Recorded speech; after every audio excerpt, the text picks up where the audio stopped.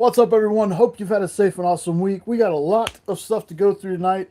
So, aside from my usual spiel about going checking out Ben 10, there's some Kickstarter links I'll drop here in a second for Immortal Era, the pre launch for O'Hare. Uh, Sean and I, who is here, I'm going to skip all the way down here. This is going to be a really all over the place show because Sean and I are going to go ahead and talk about the book that was on.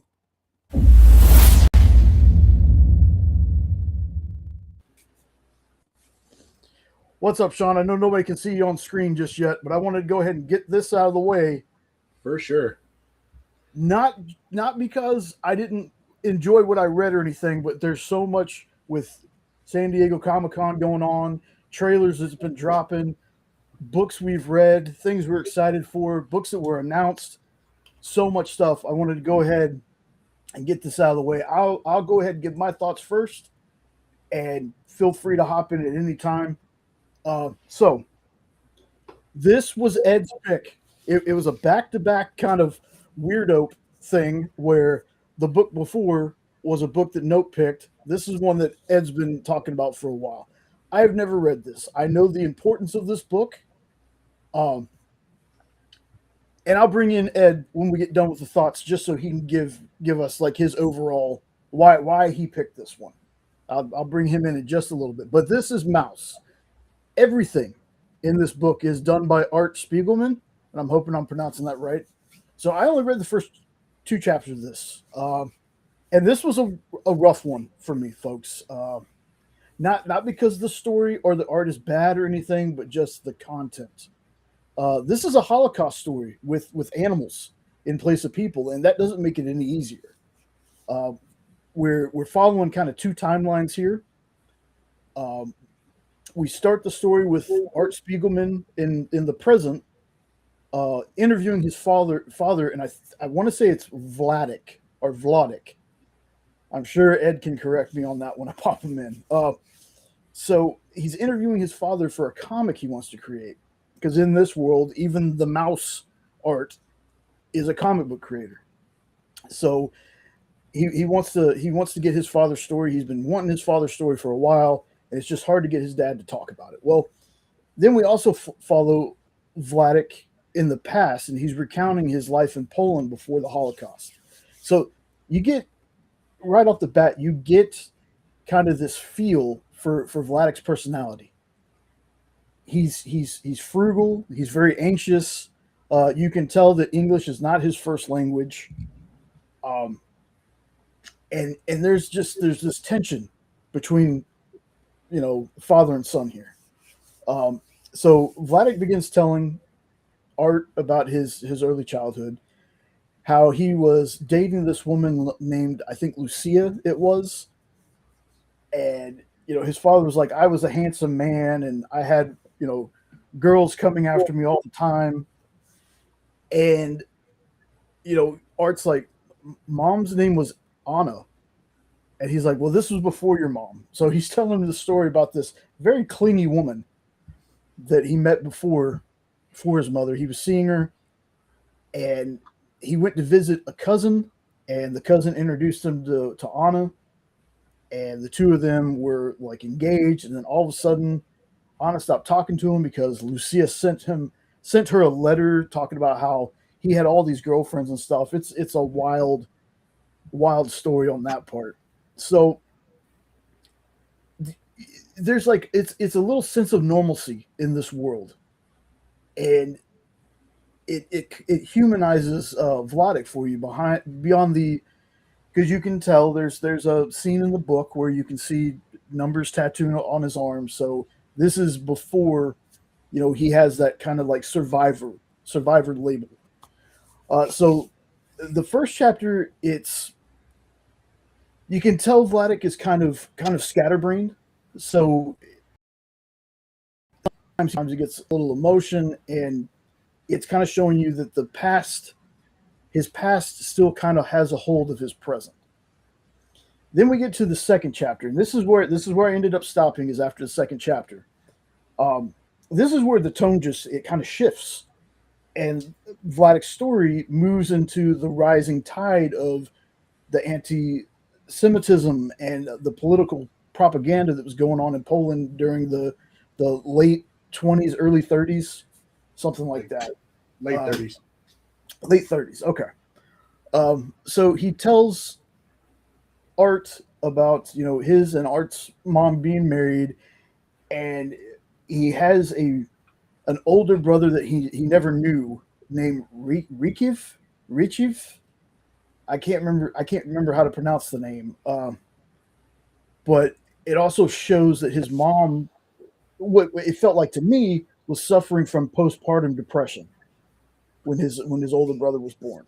So they end up taking her to like an asylum where there's like it's very strange because it's like an asylum, but there's like a theater there. There's like shopping centers and stuff there from what I remember.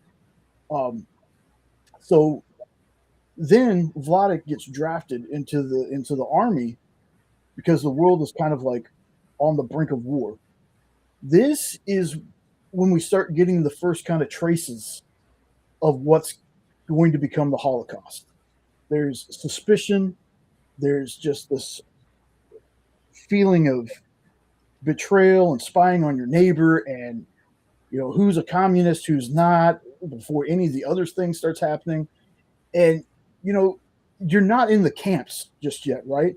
But you're definitely right before the darkness that's about to take place. uh, Chapter 2 also shows us there's just this complicated dynamic between Art and his dad, and it's with Art trying to understand Vladik, but Vladik has, let's just say, like a really strong personality, right? And that's where I'll end this. I felt feelings, okay, and I'm going to continue this one. And I think this is a story, and stories like this are important to read. I highly suggest folks out there find it however you can. I don't judge. Trust me, I don't judge how you find it, but read this. Uh, it's even just the second chapter. It's not into the really heavy stuff yet, but I have that feeling, that sense of dread that the bottom's about to fall out. So, Sean, what'd you think? Kind of the same thing. That first chapter was Art definitely reliving being in college and having a good time, remembering being happy before everything really kind of went south. Um, of course, the second chapter, it seems like his mother, Art's mother, was equally as complex as his dad, because there's that whole thing where they talked about they had the seamstress arrested because she was apparently writing some kind of things translated to English and for communists or something like that. I'm curious if that's going to play a part in anything later on in the book, like if there's a betrayal in there or not. Um, but again, like you said, the whole the train ride that they took to the asylum, that is where the book really started to shift in tone to me. Outside of that bit with his mom getting their seamstress arrested, that train ride is where the tone really started to change, and you could tell that as his father was telling this story, that the darkness, that emotional content was starting to come in. So I'll be curious to see how much more the storytelling side in the present, either if it becomes difficult or a little more combative. I'm very curious about this, and I agree. This is something that everybody should read because it's just such a dark, shitty part of human history, and something that we as a human race, should be disgusted with, and make sure that stuff like this, is read and remembered so that people can understand where we need to try to go to get further and further away from stuff like this. 100%. I'm gonna bring us back on screen because I pretty sure I messed up something in here. You'll see it when I get to it, but I want to real fast. Let me fix this. I want to bring on the guy who picked the book, who got it added to the list. I want to get his thoughts on it, if he remembers, what he read. It might have been a while since he's read this one. But let's bring on one half of the Weird-Opes. Ed, what's going on, brother? Hey, what's happening, brother? How you doing? Good.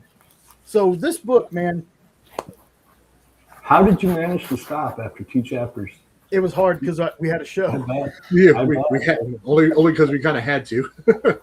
This is a must read for everybody, like Sean said. And I have used this book in defense of comics for as long, way back as I can remember. In fact, I used it as a debate topic doing my undergrad work. And the topic was comics are for children. And comics can't tell a good story. And by the end of the debate, most of the class was in tears. And I won a lot of people over with this book into giving comics a chance, because this comic, even though it's a comic, it gets you in the feels. And if you get into it and you're reliving it, and you have to remind yourself, this is real stuff. This isn't make-believe. This isn't, it didn't happen to mice and cats, of course. Right. But it tugs at your heart. I mean, to me, this book impacted me bigger than Schindler's List when I saw it. And maybe it's because I'd already read it. I don't know. But it's one of the greatest comic books to ever be written. And I believe that it's the only comic book to win a Pulitzer Prize in writing. And it's outstanding. I can't say enough about it. And his name is Vaish. You have to have him pronounce it 100 times so you hear it right before you can come up with Vlad. But no, you did right. You did very well. No, I just called him Vlad. But it's probably Vladik, seeing how it's that part of the country. But Vlad just sounds epic. So. Yeah. And plus, the cover has the Kiss S on it. You can't go wrong. Right. Like I will say, for me, when it comes to Holocaust, this is one thing. Like the Diary of Anne Frank is a movie I remember watching in school, and that had a huge kind of emotional tug on me. And I have a feeling that this book is going to do that, if not more, just because as I've gotten older, just kind of the understanding of the world has changed. So this is one of those. You guys are only on chapter 2. You haven't seen nothing yet. So get the Kleenex, Andy. Yeah. There is only the 2 volumes, though, right? Yeah. Okay. Yeah. Honestly, I almost feel like this is where they're just trying to find physical copies and just add them to our collection. Oh, it definitely is. I have a copy that I read to death, and I have a copy that I never opened. And now, unfortunately, I can't read them, but I remember them, and I'll never forget them because, like I said, I've used this book at least 100 times to talk people into giving comics a try, especially when they laugh. But now that probably don't exist because comics are cool. I don't know, with the movies and everything. Yeah. But you got to remember, back then, I mean, if you were in college reading comics, what are you, 3? Give this a try, and I'll give you $100 if you can make it through it without crying. And I'll probably have you put down too because you're insane. It's a fantastic story. I don't remember where chapter 2 ends, so I don't want to say too much. But he's just getting into it, and you already kind of know what's going to happen. If they throw some surprises at you, and I don't want to spoil anything, but Sean, you were really stepping on the doorstep there with what you said. Well, so that was the list book. That was Mouse. Great. Yeah. Definitely going to be reading more of that one. Glad you done. On to happier topics. Hold on. Before we go, though, I want to say this, because Jay knows I said this, and I want Ed to realize where I came in reading 2 chapters. I thought I wasn't going to like it because I was like, this is going to be this little cutesy thing. I'm not going to care. And I got about halfway through that first chapter, man, and my tone changed completely. And then that second chapter, I was just mesmerized. Yeah. First thing he said was, I don't think I'm going to like the art. I don't think I'm going to be able to make it. Oh, wow. Corey bought both of them. Nice. You won't regret it, Corey. That's awesome. That is awesome. So, on to happier things. We're going to talk some SDCC stuff. The Marvel panel should be getting started in like 13 minutes. But Yes. man, you want to talk about? There's 3 trailers we're going to talk about. There's one, folks. This isn't a monetized channel, so I'm not worried about getting in trouble. We're going to watch a trailer that dropped not too long ago. But first, I want to talk about these 3 trailers that came out. We've done reactions for them. $15 for Hell yeah. You can't beat that. I'm going to check that out after the show. I wonder, Amazon, Corey? Let us know because Jay's got a Prime account, so we can order it, probably get it by tomorrow. Yeah, and I totally would. I'll advertise the hell out of this on the channel for that price. People need to, people who've never tried comics. This is the book. Try it. Yeah. So, that's what I was going to say. What's This up? is actually the first historical, what do you call it? What is it? Nonfiction? Historical fiction. It's kind of historical fiction because of the animals used. Yeah. But this is one of those things where it's the first deal that I've ever read that's actually about something real that I can recall, at least in a comic. So, and I think that's also why it's just as intriguing. Well, if you dig it when you're done, you ought to check out Onrie stuff sometime because his Yusun Shin series is fantastic. Oh yeah, And it's I've been eyeing historical. that book for a long time. So I need to get It's really good. I'm almost ashamed that I don't have any of it. His grandpa's book is a good one too. Yeah. Marks. So Corey got it off of eBay. He hadn't checked Amazon. And Okay. folks, Anyways, moving on now to for sure happy things. well, since we mentioned Onrie, I'll go ahead and tell you he invited me, and I'm going to check to see what we're doing tomorrow. If I'm not doing anything tomorrow, I'm going to join Onrie on his review show. I don't know what I'm going to talk about, but he was like, "Hey man, if you want to come on, let me know. I'll at least be there for him to bounce some commentary off of, I guess." So make sure you check out Onrie. I'll drop his link should be in the description of this video, but I should have it saved in here if you want to check it out. Do I have it in here? Yes, I do. Onrie's subs shot up. Hell yeah. He's doing well. Like I'm happy to see it. So yeah, if I'm not doing anything tomorrow, I get a little bit of time. I might not be on the show with him the whole time, but I'll definitely try to pop on. So first I want to talk about, there's no particular order here. It's just the way I put the thumbnails in here. Now, this thumbnail you see right here, folks, I have been sitting on this thumbnail since December 20-something of last year. I have been waiting and waiting. We talked about it last Saturday. We still don't have a Doomsday trailer. What happens? I wake up Monday morning. They've dropped the trailer. Guys, what did y'all think about it? Because I thought it was fantastic. Oh, it's great. We finally get Thor back. Like, not bro dude Thor, idiot Thor, luscious locks, I got to make a joke Thor. We've got Thor, it looked like, back to being what he's supposed to be. And I love that. I'm gonna shill a little bit here. My favorite thing so far is still the fact that I get to see James Marsden back as Cyclops in a comic accurate suit. And the inevitable badass fight scene between Gambit and Shang-Chi. I cannot wait for that.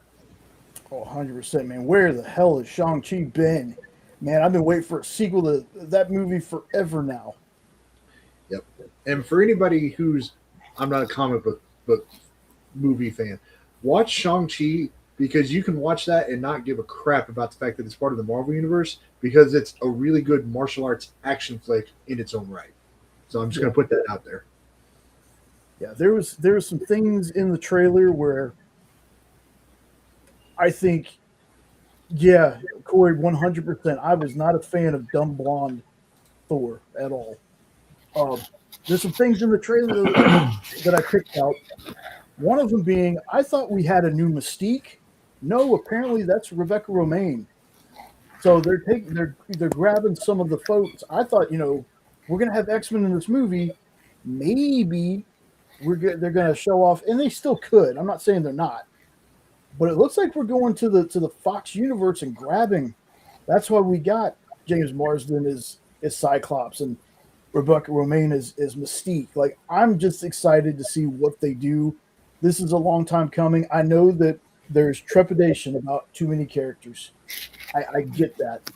But for me, for my money at least, the Russos have always done well, kind of balancing that. Oh yeah, for sure, Corey. They've done well balancing everybody. Like I said, Infinity War and Endgame were both great in my opinion. I like Infinity War a little bit more than I did Endgame. It felt like everybody got their opportunity to shine there.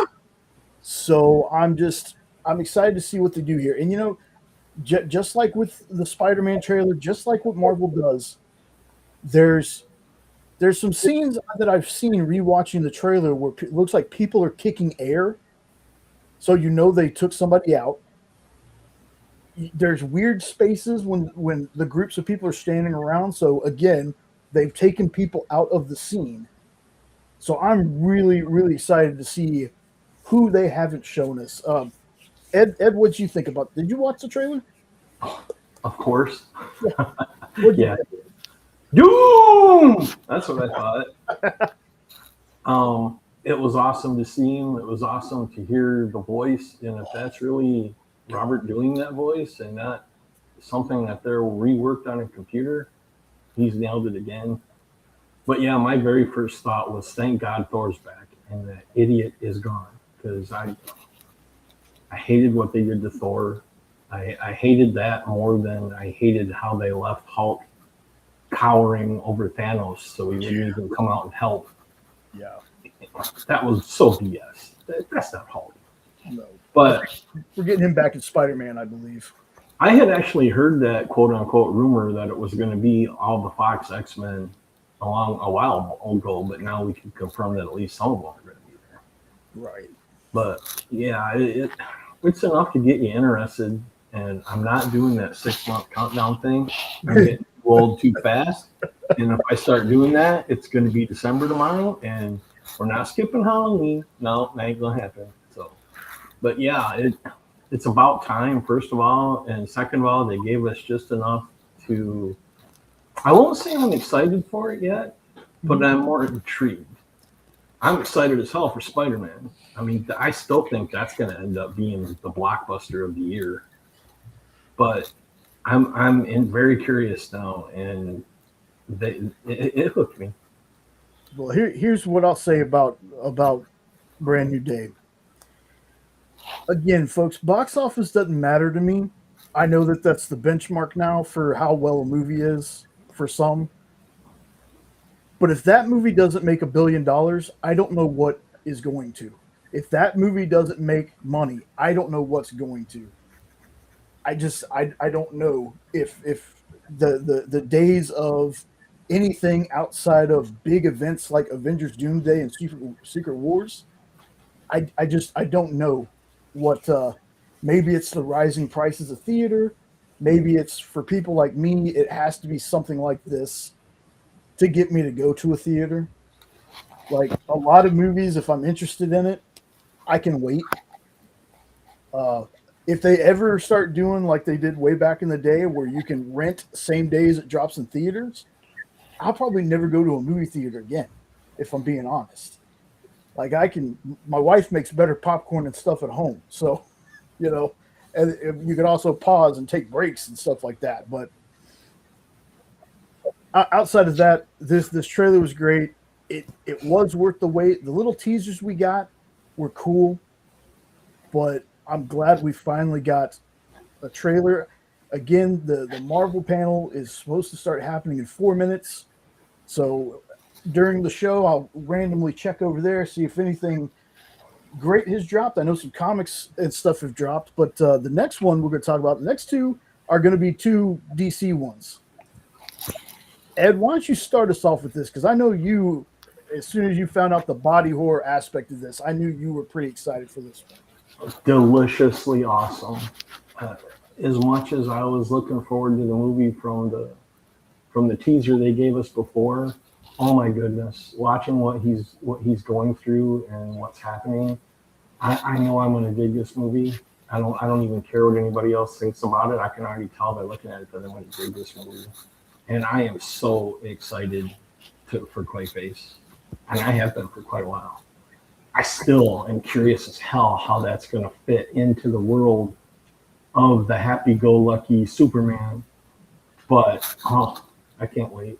This will be a nice little palate cleanser since they screwed me over with the Batman again. Yeah. So I'll probably watch this one, I'm sure, 3, 4, 5, 6, 25 times before Batman 2 comes out. Yeah, I'm really pulling for this one, man.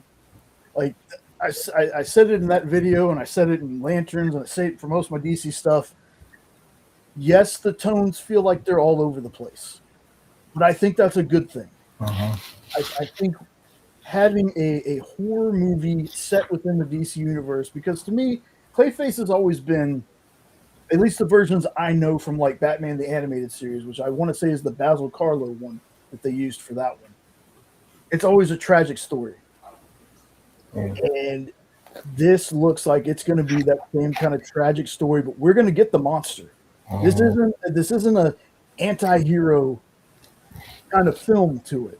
I think we're going to get the straight up villain that Clayface is, and that's another reason that we just got done talking about Sony doing this stuff with, Spider-Man movie villains without Spider-Man.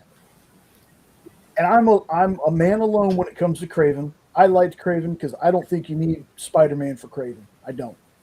Kraven could be a DC villain for all I care.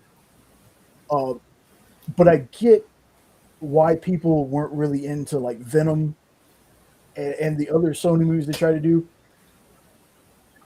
This, I think, will do well as long as they don't try to make him an anti-hero. Right. I think it'll do well if they make him the straight freaking killer that he's going to be. And I don't remember catching a rating on this, so I don't even know what this thing is going to be rated. I'm pretty sure I heard it was going to be R, but I have no idea. But the implications of this movie mean a lot, because if this movie does well, maybe finally they'll get it through their head that the horror comics can rock the screen just as good as the superhero comics.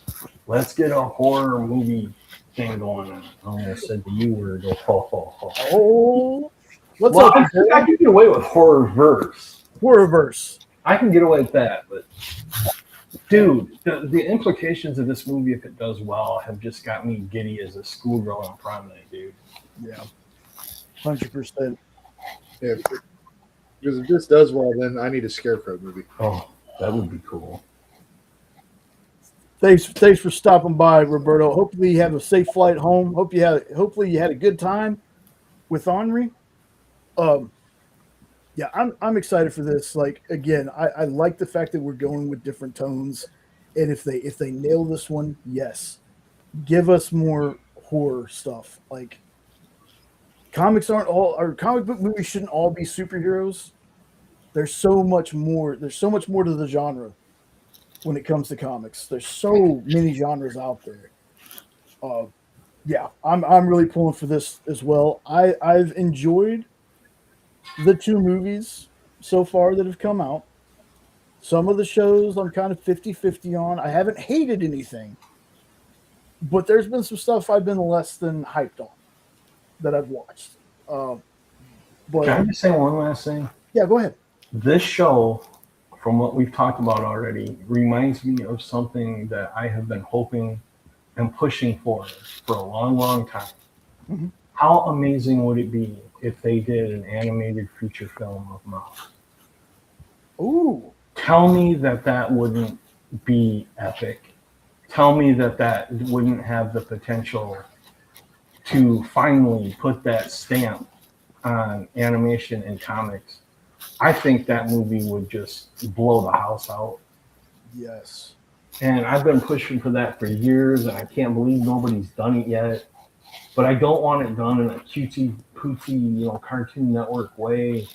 It should be done the way that it was intended to be.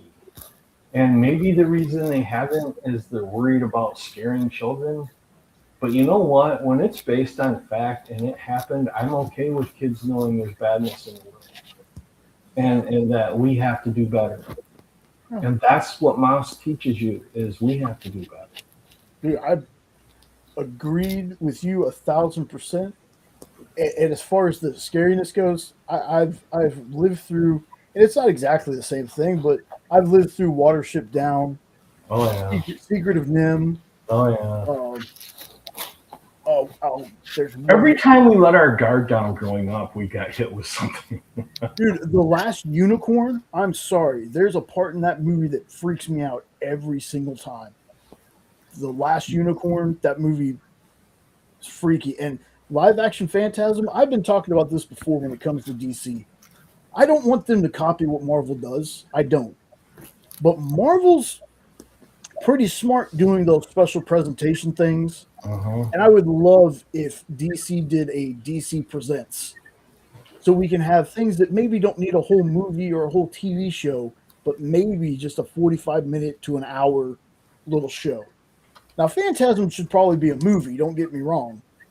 But that's just something I've been kicking around. I'm like, man, DC needs to start doing. Let's do a for the Man Who Has Everything short that has Batman and Superman and Wonder Woman. How has Marvel not followed up with that Werewolf by Night? Yeah. How have they not followed up on that? It did so well, and everyone praised it and loved it, and nothing. It's like, are you kidding me? I thought for sure that was going to turn into something. I don't care what, but it's just kind of like, oh, well, I'm glad we made money. Let's move on. No. Back up. What are you doing? Well, And that's where Clayface could make an impact, because maybe it'll show them, hey, dude, hello. Rumor mill's running rampant that somebody's going to announce a Midnight Suns for Marvel. And Midnight Suns will be Moon Knight and all that stuff. And I want to say at one point Jack Russell was part of that, or there's something's going to be done with him. I don't think we've seen the last of Werewolf by Night or any of those smaller characters. But they need to do something. See, the rumor I heard was that Moon Knight's supposed to be in Daredevil season 3, and they're leaning towards a big storyline there, possibly. Well, My only complaint about Werewolf by Night, but it's a dumb complaint, is I've always hated that was his name. Werewolf How do by you Night. take that seriously? Yeah, I know. I'm Jack Russell Terrier. Yeah, Come on, man. What are you doing? Man Wolf was taken. Yeah, I know. And yes, I wanted to see a whole special on Ted. Oh, yeah, for sure. In Although- color. Hmm? In color. In color, yeah. Yes. I did not know this, but Man Thing was a movie before. I don't know if you're going to pull some kind of inappropriate comment out of your bag now. Or if you're being serious. No. The actual character of Man Thing has been a movie before. I never knew that.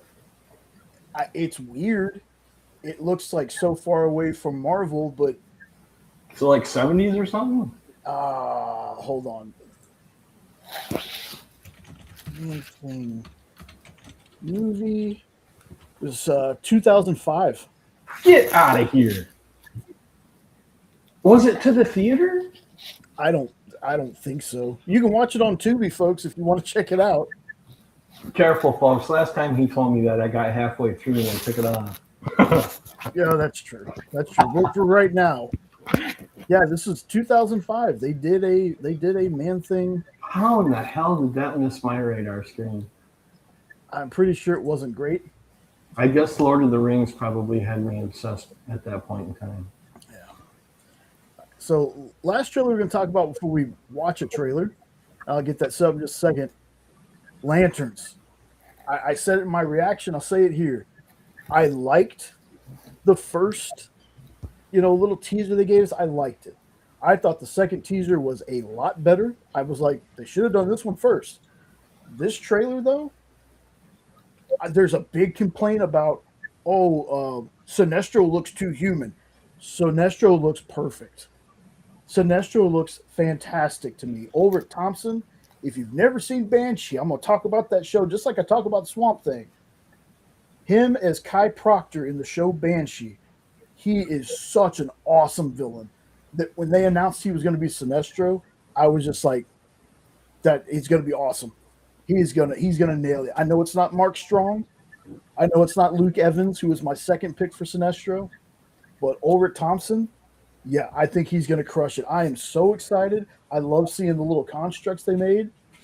The little part about him trying to teach Jon Stewart to fly, and he makes a bird instead. Hi guys. The little tornado that he uses to stop the bomber. You never made me choke on my mint. Like,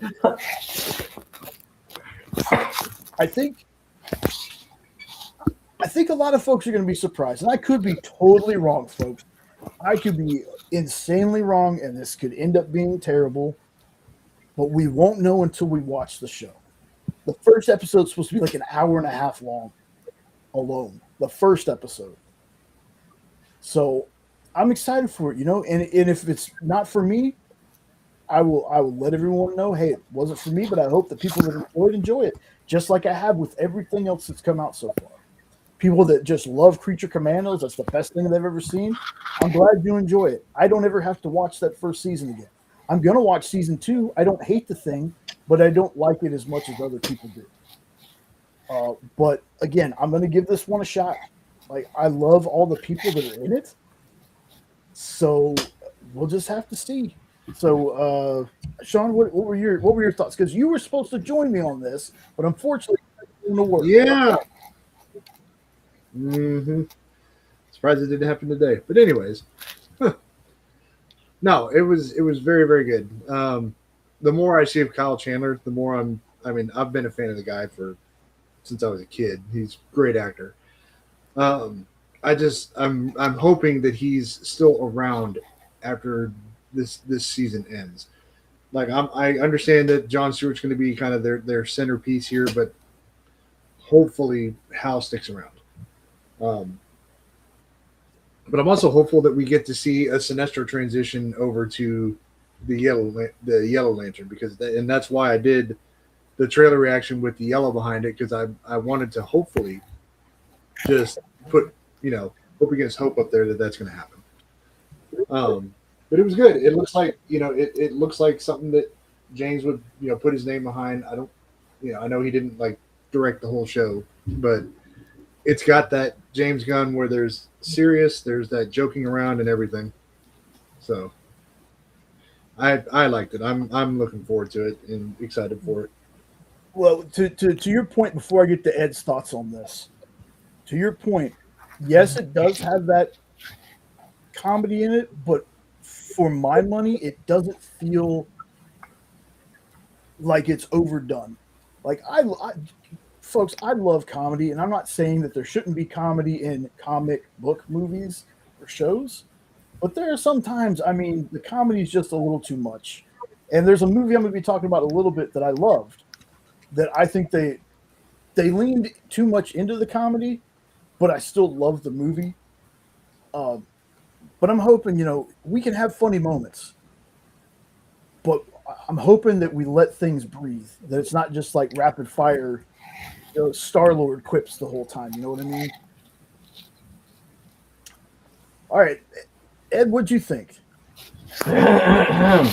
Well, I saw Gunn's teaser saying the trailer will be released tomorrow, and you didn't text it to me, so I forgot.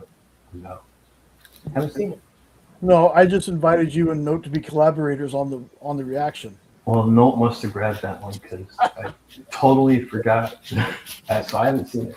But did you guys see where Guy, Fillion, and the other two did their little spiel where they chanted the Green Lantern thing together for Comic Con? And Kyle messed up. I pissed my pants. I was laughing so hard. That was great.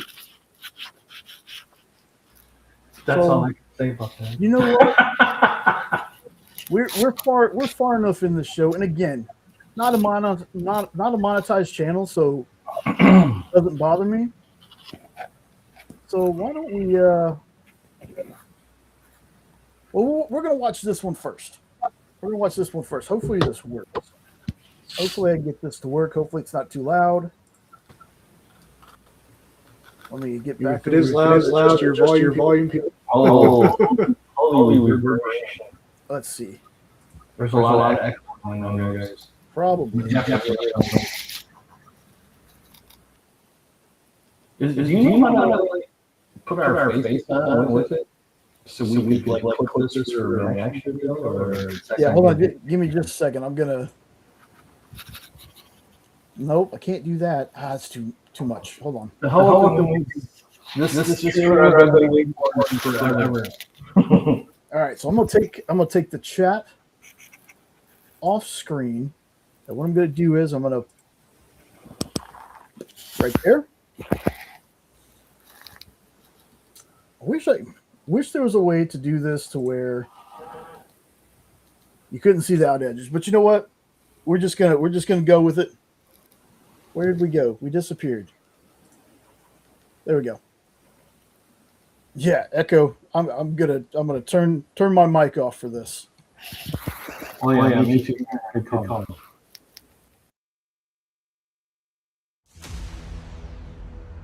Jack Reacher, where is the drive that Anna Merrick gave to you before she killed herself on the train? I have no idea what you're talking about. Do you think we're stupid? Yes. Told you. Do I know you? No, but I'm the last person to talk to your sister. There is no way that my sister killed herself. Show me what you have.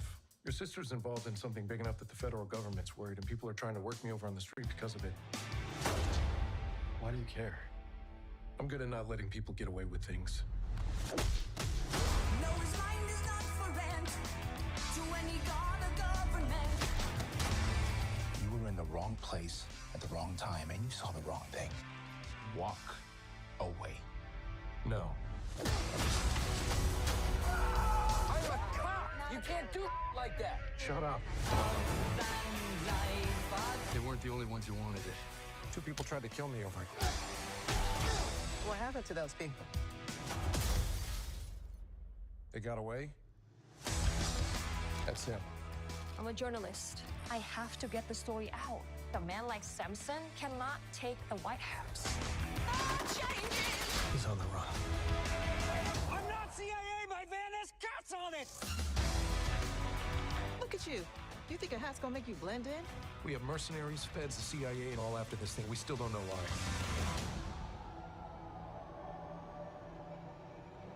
And what do you say about his company? And what do you say about society?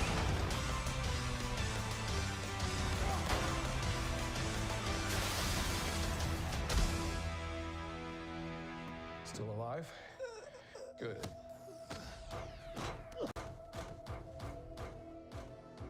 Today's Tom Sawyer, he gets high on you.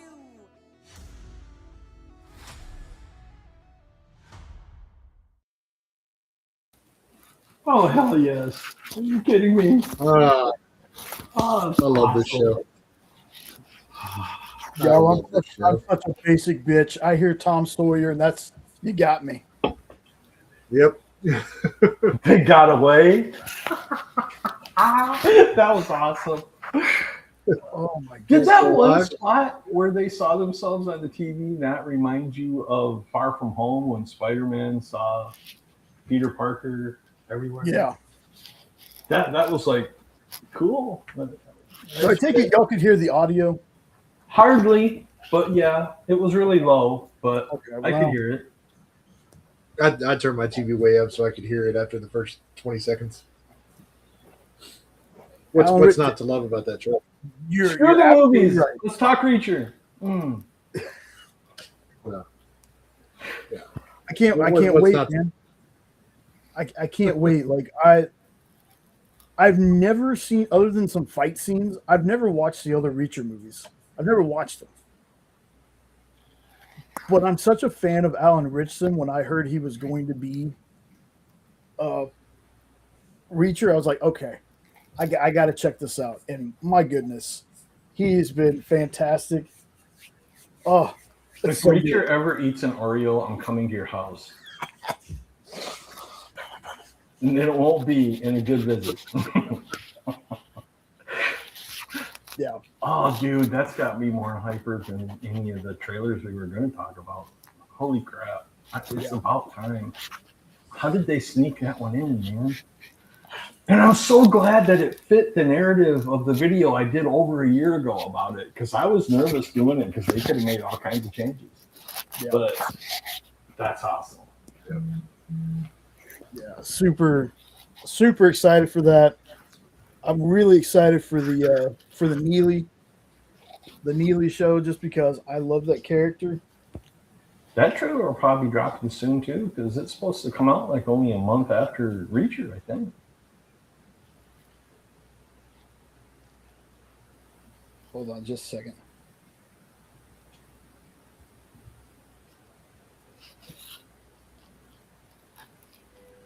Anyways, yeah. Hold on excited just a for it. second, guys. You get called into work? No. Kinda This was. I think we got something. the in person. No, I've gotten 2 calls already though, but I thought I was going to get called in last minute, and I was about to go in there and not be a happy person because we changed my schedule last night, so now my days off are Fridays or Saturdays and Sundays. So we'll go over that, backroom stuff. But anyways, in my opinion, Reacher has been my favorite new streaming show, because I can't put it up against Daredevil because that's my bar. That's my favorite new one. Like, I can almost rate that number 3 behind Daredevil and Arrow. Well, I take it back. 4th because Superman and Lois exists. So yeah, but it's that high level of show. It's my favorite show of all time. I think that surprises anyone. That's true. So a little bit later, we're going to we're going to watch the Lanterns trailer. We'll do that a little bit later though. I wanted to talk about some of the stuff that Sean and I have watched. I've been hyped for this one since the first trailer. I finally got to sit down and watch it. I love this. I love this. And anybody who, and again, I'm not telling you what to think about it, but anybody who went into this wanting a serious He-Man, sorry, it was campy. Yes, there were times where it leaned a little too much into the comedy, but I still had such a fun time with this movie. This was such a surprise. I know it didn't do well in the theaters, but I think that once it hits streaming, I think it's going to do.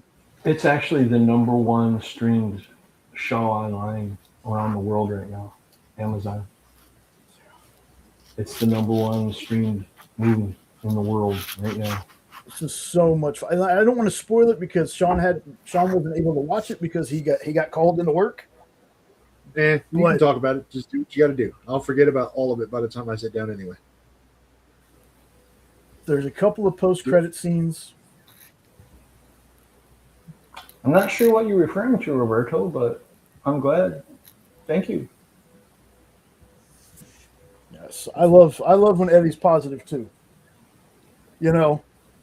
Even though he had a positive post, I had a negative post. Is that what he's talking about? Is my positive post? I think so. Okay. I was wondering. I was like, is he referring to the battery? But I wasn't sure. So yeah, folks, look. Snake Mountain was that not literally the only thing that I've awesome? watched from this movie outside of the trailers is I watched the one scene where he transforms into He-Man the first time. That's the only thing I has spoiled myself on when it comes to It's so YouTube. epic. No. I will tell you the one issue that I had. The one issue, it was comedy based.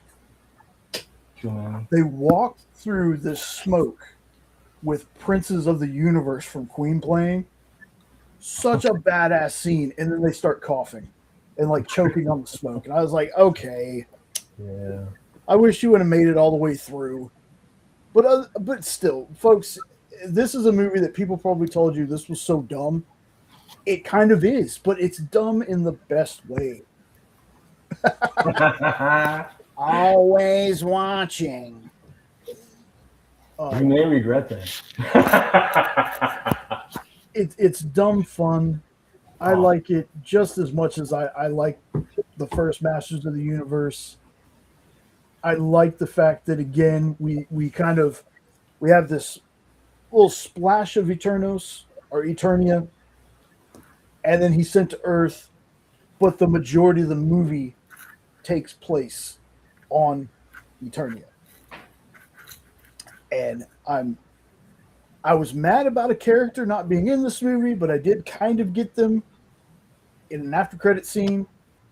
And then there's another huge character. Folks, regardless of what people tell you, this movie is getting a sequel. It's already been said. So, box office be damned. Now, it might just go straight to Amazon this time. But this movie's getting a sequel, and what they showed at the end, as a kid, I watched both of the shows. So I'm actually really excited to see what they do.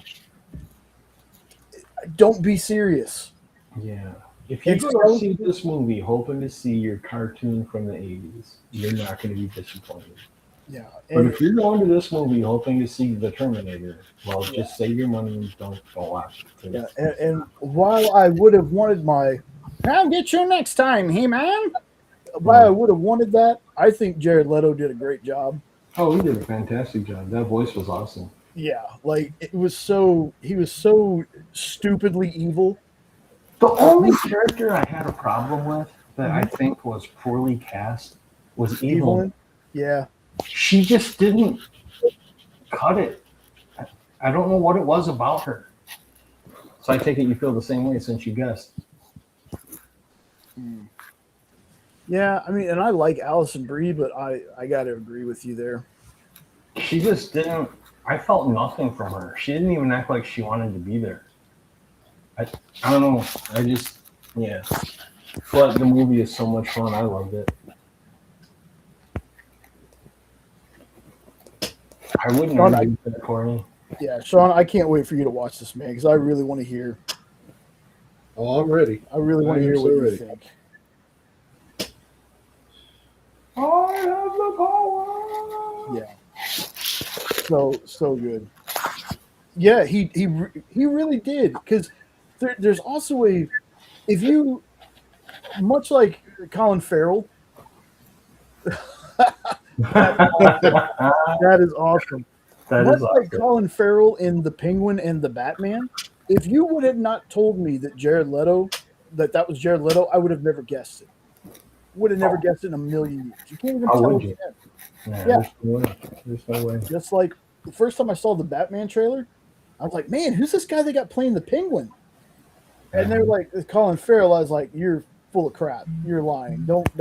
Dude, I didn't know it until I watched the movie. And afterwards, I'm like, whoever that is fantastic. And then I looked it up and I'm like, what? What? It's insane. It's insane how awesome that. And I make mention of that not only because of the Jared Leto factor in this movie, but I recently finally watched The Penguin. I wanted to root for the guy. They made me want to root for him at first, but no, to hell with him. He sucks. He sucks. And then I went ahead and rewatched The Batman. It's been a while since I watched The Batman. And I caught some things.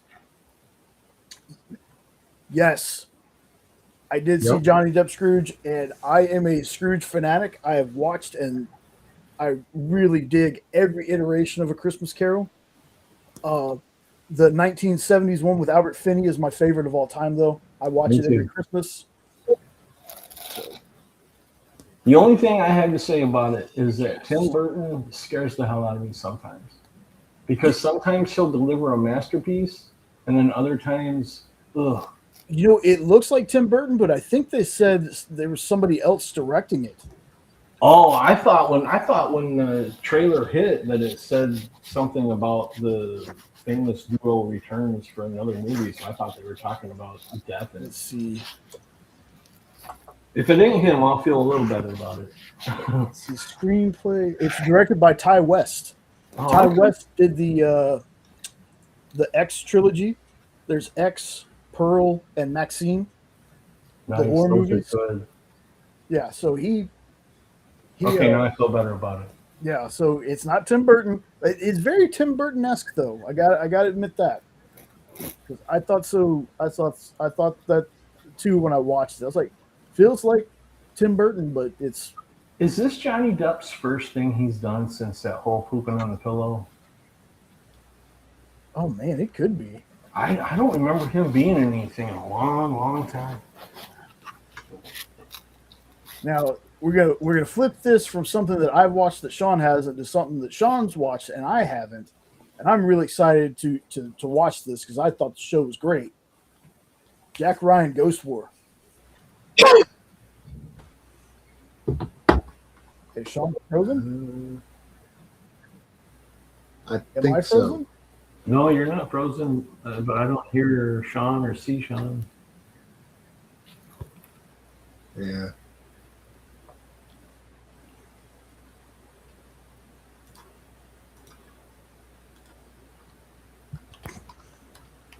Hold on. Can y'all hear me? Yeah, his screen. Hey, I can hear you now. Yeah, hold on. My thing's way behind.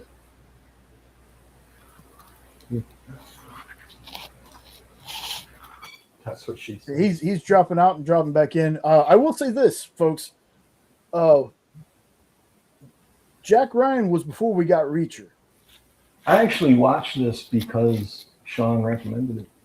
and John Krasinski in this show is awesome. Like you can think about him as Jim from The Office all you want, but watching this, I'm like, okay, now I can see why he was a contender to play Captain America. Like he's so good in this. He's so good. The show is so damn good.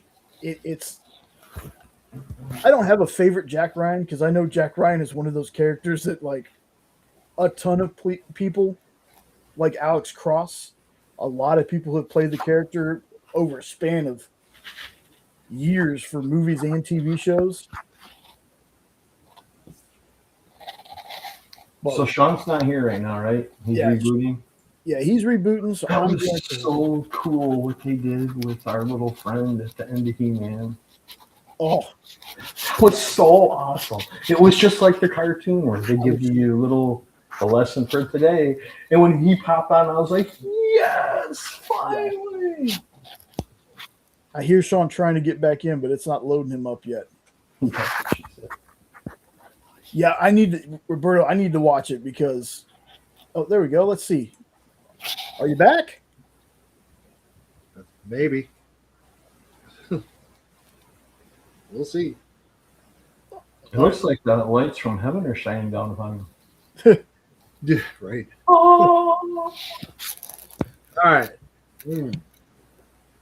Jack Ryan Ghost War. As much, I talk about how much I love Reacher, I fucking love the Jack Ryan Prime series. Kind of like Alan Richardson. This showed that Krasinski can be more than the funny guy. And this movie was just phenomenal. Carries over almost directly from the show. You know, just a few months after everything that happened. But it's mainly a movie about Greer's past kind of coming back to haunt him. Greer,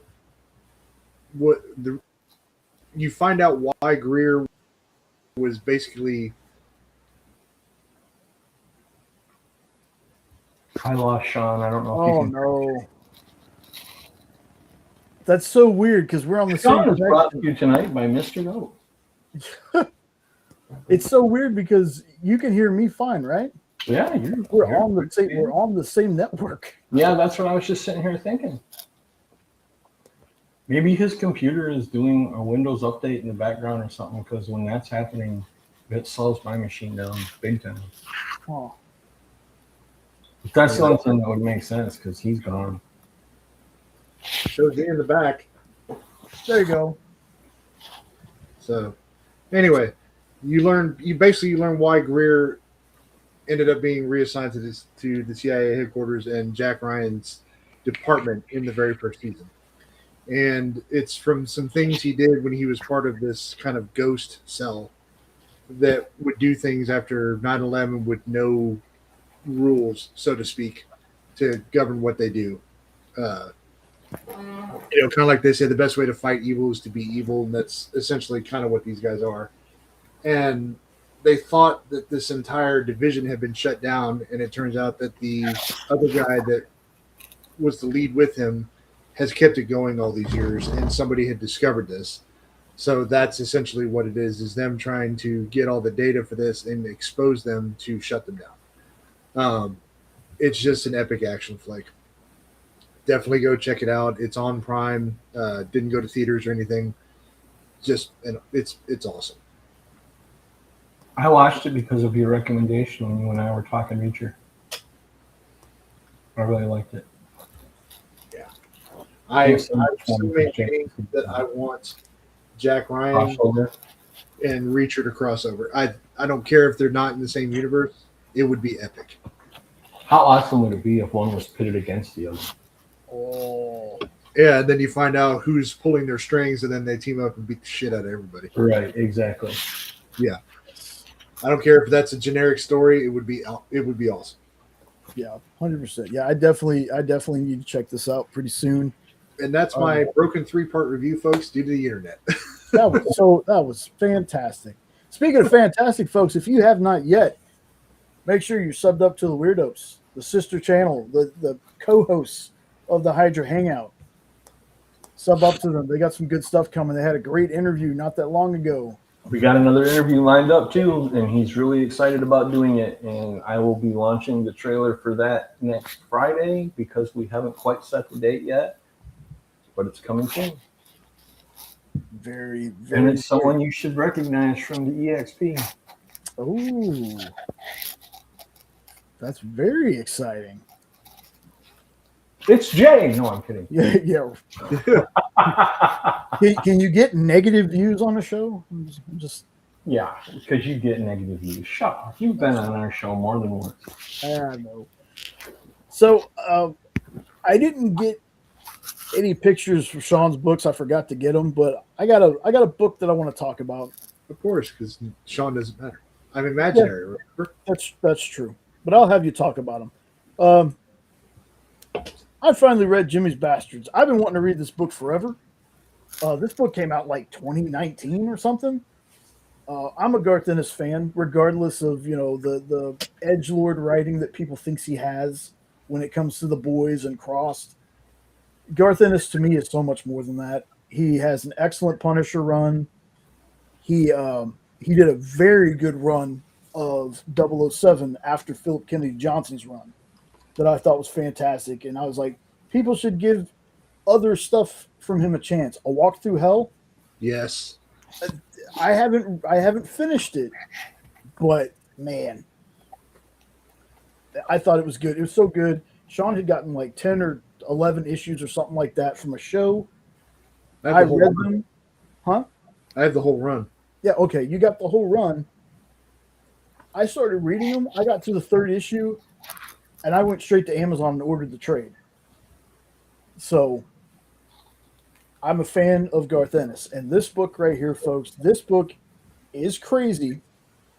It's maybe not as messed up as The Boys or Crossed, but it's still pretty out there. So you have Jimmy Regent here, who in some panels you're not going to convince me is not either Billy Butcher himself or he's Billy Butcher's dad. You're just not.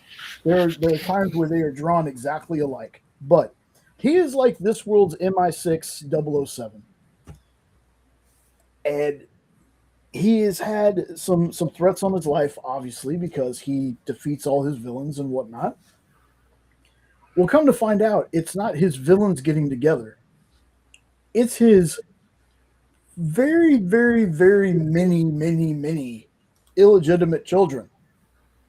This dude has so many freaking kids, it's ridiculous. And they all decide to band together and they're going to kill him.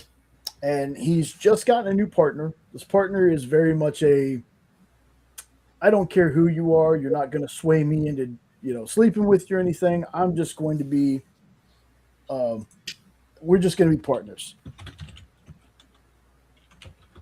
And my goodness, it's only 9 issues. And unfortunately, there was a Jimmy's Little Bastards that came out after this, but that's around the time that Aftershock kind of went out of business. So there's only 2 issues of that. I think there was 3 issues planned, and the 3rd issue never came out. But it's wild things happen in this book, folks, because that's not even the wildest part. All his children coming after him, that's not even the wildest part. Somebody has a serum that switches bits between males and females. It's crazy. It's a crazy book. It's a fun book. It's weird, and it's right up my alley. Like, I won't go into any more detail. Just if you're looking for something just crazy and just kind of a parody of James Bond, this right here is the book for you. I think, Sean, you said you read like 2 issues or so. Yeah, so I didn't get to find out like the stuff that you had mentioned just yet, but even still, I agree. It is if 007 was a weird porno movie that actually had a better story, that's kind of what this is so far through 2 issues. It's so weird, but it's I enjoyed it. It's definitely hilarious. Yeah, like I said, give it a shot, folks. I mean, this could be either one of the funniest things you've never heard of, or just the Jay, stop suggesting books to us kind of thing. So Read it. just me. You know you won't say. Yeah. So just me and Sean for right now, even though Sean's a black. There we go. That's weird. The weirdest thing is the fact that we're on the same network and you're having weird issues. I know, but you're jumping around all over the place on my side. It's the weirdest thing. Yeah. Like you look just now. You look like the when he's in the cafe in 2015 and Back to the Future 2. He's like they're doing. Hey guys, hey. All I want is a Pepsi. Yeah, Max Headroom action. Yeah.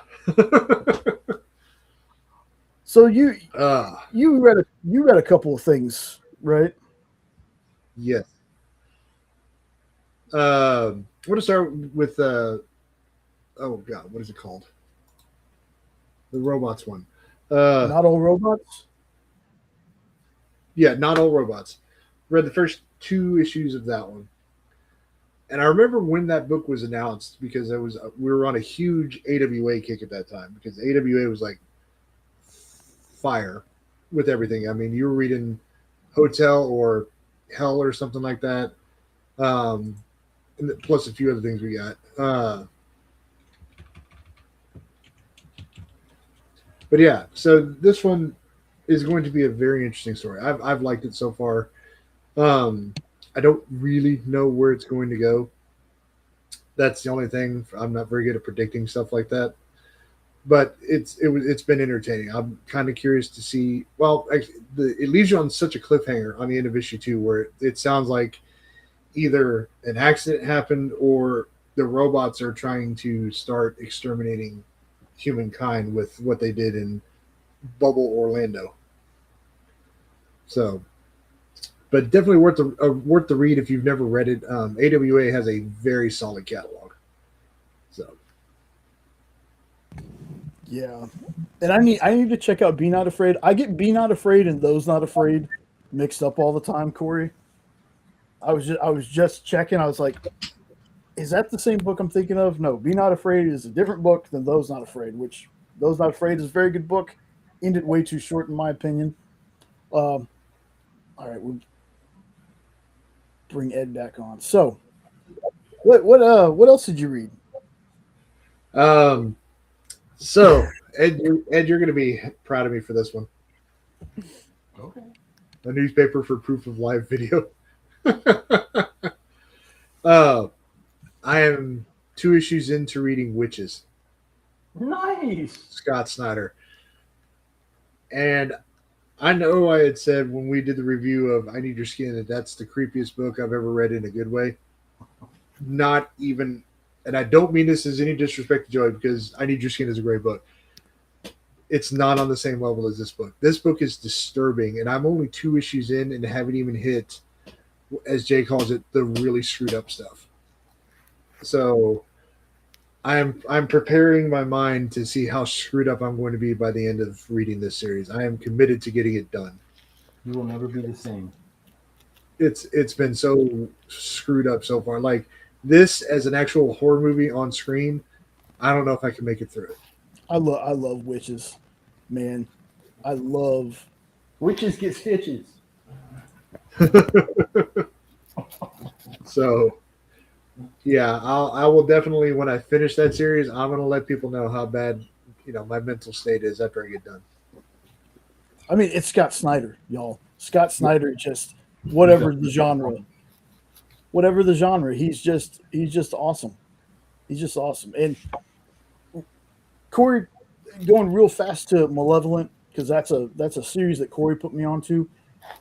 The last issue was a little bit weak, but I'm really hoping this next issue kind of picks it up, puts it back together, because I think it's only supposed to be the 5 issues, but Malevolent has been pretty damn good. Like demons eating other demons' hearts to gain powers. Like it's a good book. Witches though, man, I read it a while back, and I told Sean, I was like, bro, just wait. This story, it's gonna make you mad. It's really good. Oh, cool. Oh, cool. I didn't know there was an error. What was the error, Corey? Can you type it, or is it too long to? That's kind of like us. We've got an error cover of Hocus Hocus #1, I think. Jay's like one of like 10 people that have that thing. Excommunicate is another Yes, one that I'm very going to get good. into pretty soon. That's a very good book. I need to give Estuary at least the 2nd or 3rd issue another shot, because the 1st issue really didn't do it for me. But there again, Sacrificers, the 1st issue didn't do it for me either. And then I ended up loving that series. So I need to give that one another shot. What else? Was that the only 2 that you got into? It was that, and then reading Jimmy's Bastards. Just because I didn't read a ton, but I'm going to get back into it again. Try to read a little more regularly. Make sure I can, just if for no other reason than just to relax. I don't read near enough anymore. So. Yeah, I am, as of today, I think I'm at 462 books read for the year. That doesn't count the list books. So some days I get into a reading mood and I'll read 10 books in the same day. Other days I'm like, I'm just going to read the one today. But that's been helpful. Folks, also, I just noticed, I can't believe I didn't mention this at the top. We are 9 subs away from 750 subs. We are 17 shows away from hitting 100 shows. That is so freaking wild to me. That is so wild. It's so crazy. Wouldn't it be weird, though, if the 100 show landed literally on the time you did the accidental first live? Like to the day? Huh. Cover said number 4 is issue 3 or vice versa. Huh. That is very interesting. Speaking of comics, though, I want to talk about some of this. Obviously, folks, we are not here at San Diego Comic-Con. But there's some interesting stuff that came out of it. One of the very first things comic book-wise that I saw, and I'm actually really excited for, Predator versus Punisher. How You this didn't know that was coming. how this hasn't happened before is kind of crazy to me. Yet Punisher meets Archie, and Batman versus Punisher, Superman versus aliens. Like, I hope they got the same writers that did Spider-Man. me too.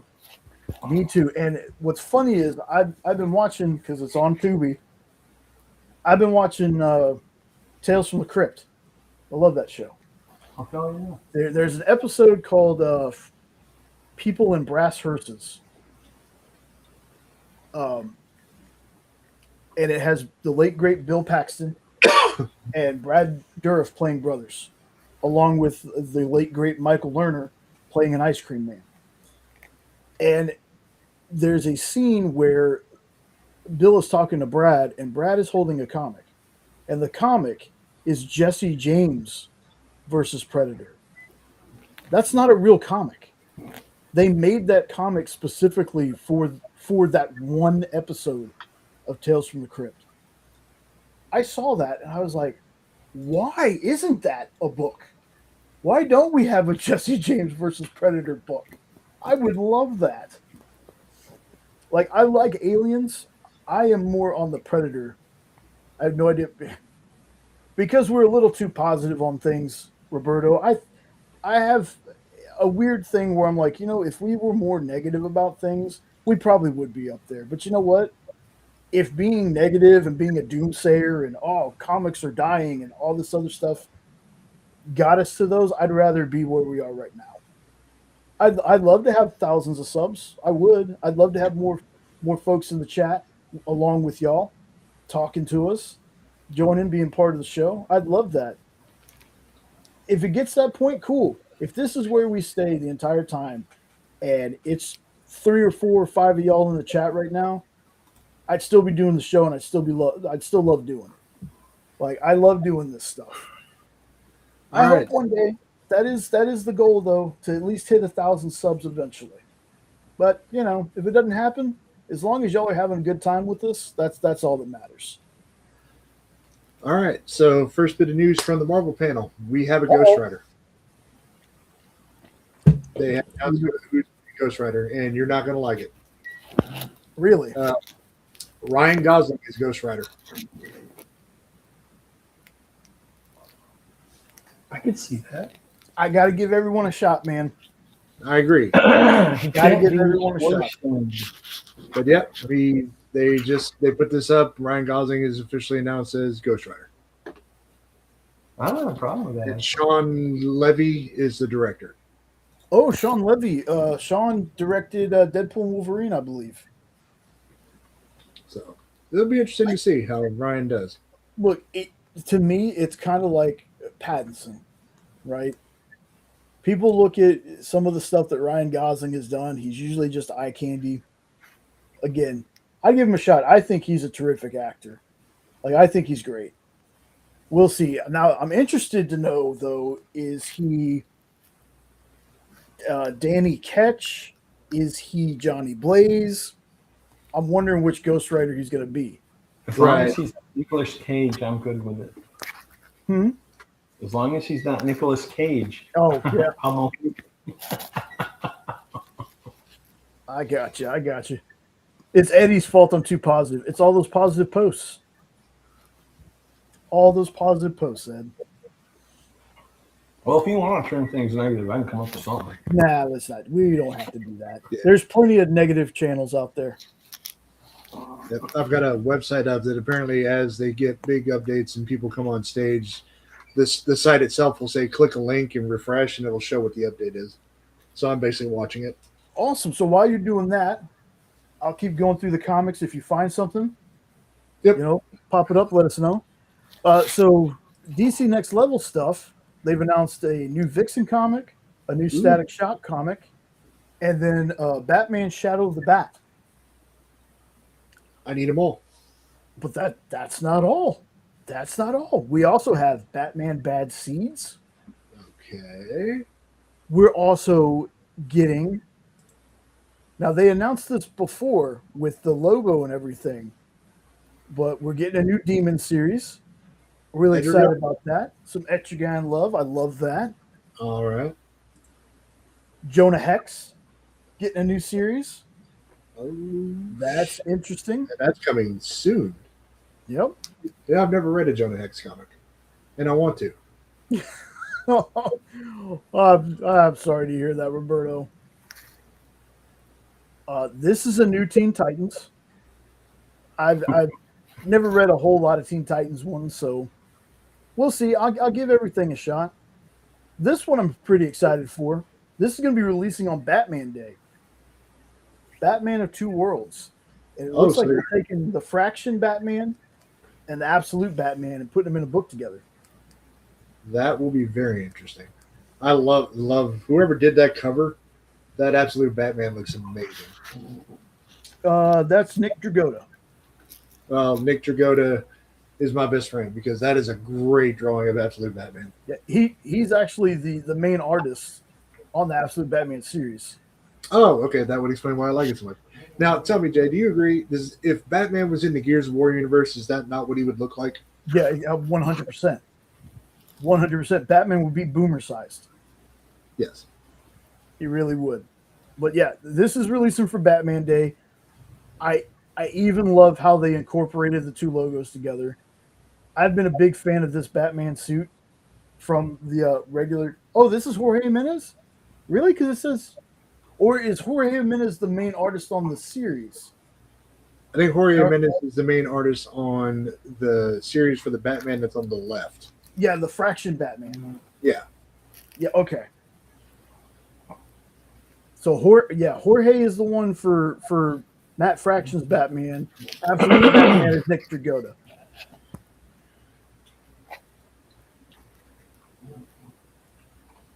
Yeah. I mean, Jorge might have worked on the cover too, but I see Nick Dragotta's name on the gargoyle. Unless I'm totally misunderstanding what you're saying, which it's very good, very good case. Now, another one that I'm excited for though, Doom Patrol, new Doom Patrol. That is Doom an epic Patrol. Doom Patrol is such a weird series. It's like the Misfits of the DC universe. The show, I loved it. Brendan Fraser as Robot Man was just fantastic to me. Love that. So excited to see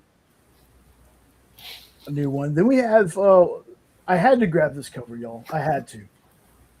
This is Legion of Superheroes. This is the new Legion of Superheroes that coming out with Next Level. Yes, that's exactly who you think that is on the cover. I had to because I am such a fan of not only Back to the Future, but of Michael J. Fox. So the fact that they put him on the cover is incredible.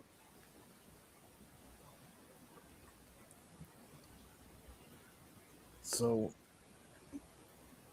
now, again, folks, most of these I understand are DC comic announcements, but say they collaborated on the cover. Yeah, I mean, I could see that, and maybe I'm just missing Jorge's name.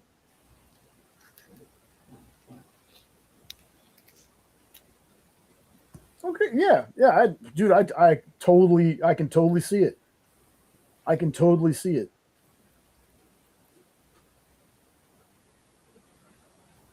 Hopefully, next week or the week after, I'll have an unboxing from Third Eye Comics for y'all. I was kind of getting worried. I was like, man, I should have gotten this because I got Terminal. Really excited to jump into that world. I'm a Robert Kirkman shill. So what I'm waiting on is Greatest American Hero. I did not realize that I was a week late on Greatest American Hero. I think it either hold on, y'all, because now I'm confusing myself if Greatest American Hero came out this past week or if it's next week it comes out. I haven't heard anything about it, so I don't think it was this week.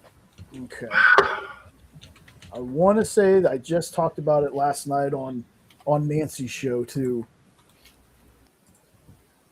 That's the free comic book day one. No, I need the actual. I think it comes out this week. Jesus Christ, this site really is updating live. Sorry, it's like every 2 minutes something new is popping up. No, you're good. July 29th. So yes, next week.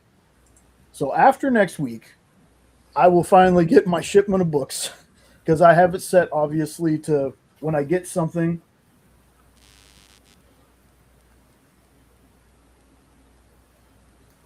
It, Nice. when I get something, they'll release it'll ship once all the books are released. That's what I was trying to get to.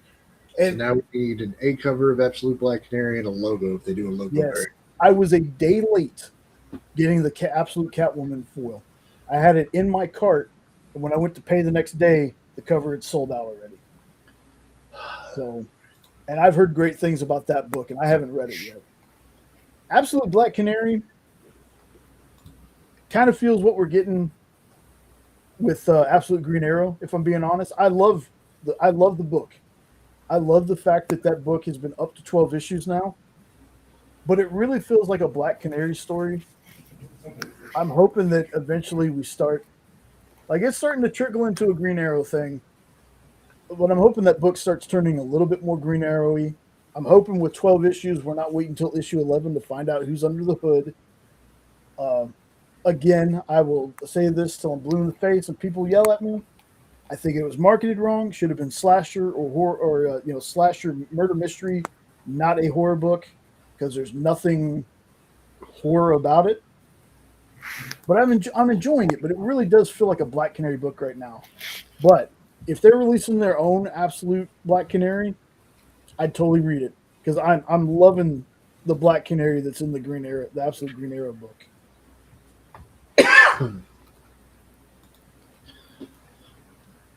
Yeah, see, and that's what I've heard. Like, I haven't read a ton of Catwoman books. There are some that I have read, but yeah, I've heard it's really good so far. From what, again, this is just me hearing. This is not me actually reading. So far, I've heard that the weakest Absolute books have been Green Lantern and Flash. And I can't say much because I haven't caught up on all the Absolute stuff. I was just waiting for Redcoat to come back. Need to get on I got a whole list of trades in my Amazon shopping list that I'm like, need Redcoat, need Rook, need Ghost Machine, need this, need that. The Ghost Machine stuff is if they do this right. And that Redcoat movie is a hit, and that's what I want. I want new comic book movies out there. And Redcoat isn't a superhero, so if people like that, maybe we'll start getting some other DC taking chances. I mean, they have taken chances before. The Losers was a big chance for DC. And that was one I didn't even know was a DC property when I watched it, but I really liked it. So maybe we can get back to doing movies that aren't exactly superheroes, but they're still DC. Like my favorite part of The Losers is Chris. One of the Chris's, I can't remember his name now. Captain America, Chris Evans. Chris Evans. Thank you. I told you a name. Write that down on the calendar. You did. That'll be the first and only time. It's not the first time. You're not wrong. But he's like listening to some song. He walks in. He puts finger guns up, and I think Zoe Saldana is sniping people while he's doing this. Like, it's a great scene. If you've never seen The Losers, give it a shot. It's not your typical DC movie. Ed, that's a good question, man. Ed does. Yes, it does. Have you been reading both of them? Rogo about that. It's very, very good. Have you been reading both series? Yeah. Yep. I can't wait for the movie. They're going to do a sequel to the movie. A sequel to the Johnny Depp one? Yep. Oh, it's going to be based on that comic. Very nice. Like the Sleepy Hollow series, like the main one, excellent. The Witches of the Western Woods. Mm-hmm. That's fantastic. That is so good. Like both of those have been hits with me. and I love the fact that they're kind of based off of that particular Sleepy Hollow movie a little bit. Like there's things that happen in the book that I'm like, okay, yeah, this one definitely kind of takes some stuff from the movie. Which Sleepy Hollow, I'll keep skipping it. That one was Sean because Sean owns it. Yeah. Um, That was me. like Sleepy Hollow is another one, kind of like A Christmas Carol, that I kind of dig all versions of it that I've seen. Like I really like the Christina Ricci Johnny Depp one. And Christopher Walken is the Headless Horseman. Like If you've never seen the Jeff Goldblum one, try to find it. It's on YouTube, but it's not a high quality because it was a made-for-TV movie that came out in 1980. yeah, And it made such an impact on me when I was a kid that I still love it and still watch it to this day. there's a $20 VHS on Amazon. Oh yeah, you were the one that told us about it. Yeah. Ryan Reynolds just appeared in the audience in a blue and gray Deadpool suit. Oh, that's his X-Force suit. No, not X-Force. His X-Men.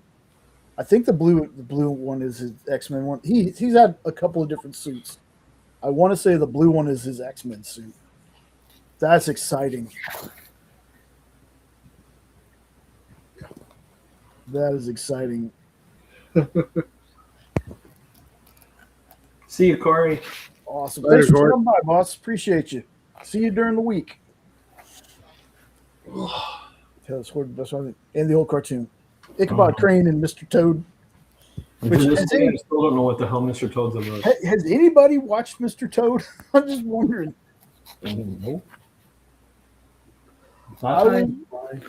Yeah, I always remember just watching the first part of it.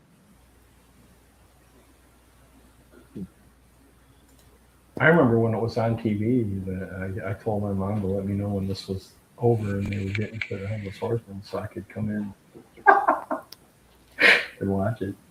So I didn't even watch it when I was a kid. I was like, yeah. Let's get to the Headless Horseman. Come on. I feel like Mr. Toad was part of a series of children's books when I was a kid. And in school, we had a bunch of workbooks that had different characters like that. But I mean, that Are you thinking of Frog and Toad Are Friends? No. Because we had that when I was in school. Like I have vague memories of having workbooks where one of them was like a man, but it was an old fat man in a top hat. The 80s were wild, man. I don't remember that far back. We had some weird stuff, but I want to say Mr. Toad was something. You're killing me. Well, I know. You're right, but you're killing me.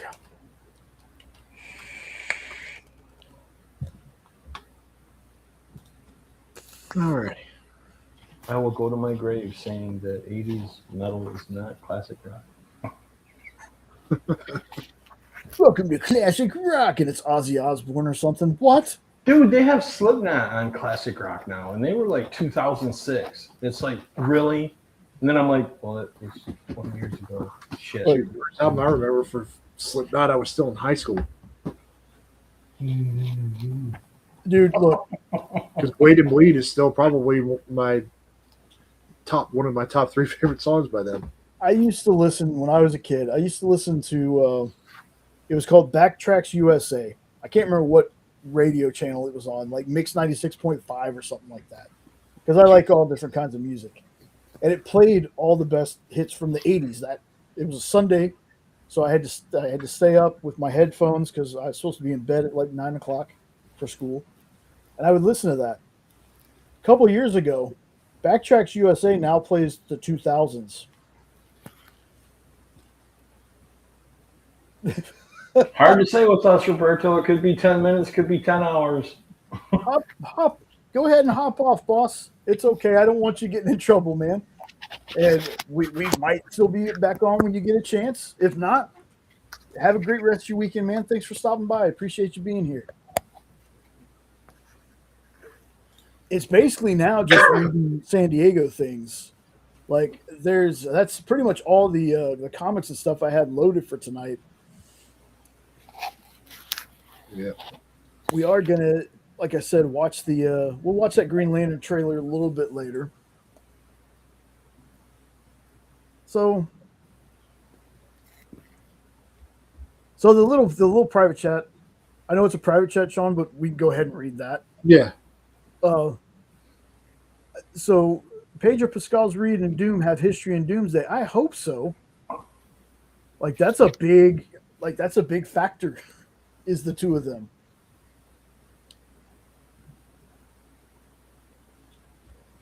Ah, okay. So now they're doing a exclusive footage from Avengers Doomsday that shows the rivalry between Doom and Richards being narrated by Sue.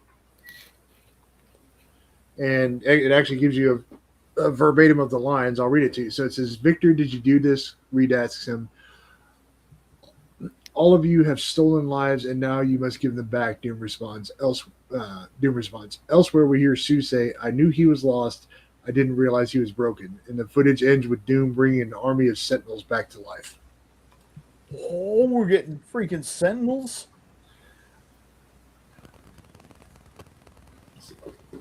So there we go. Yeah. I'm being a play-by-play commentator. You did that better than the lady that played Sue Storm.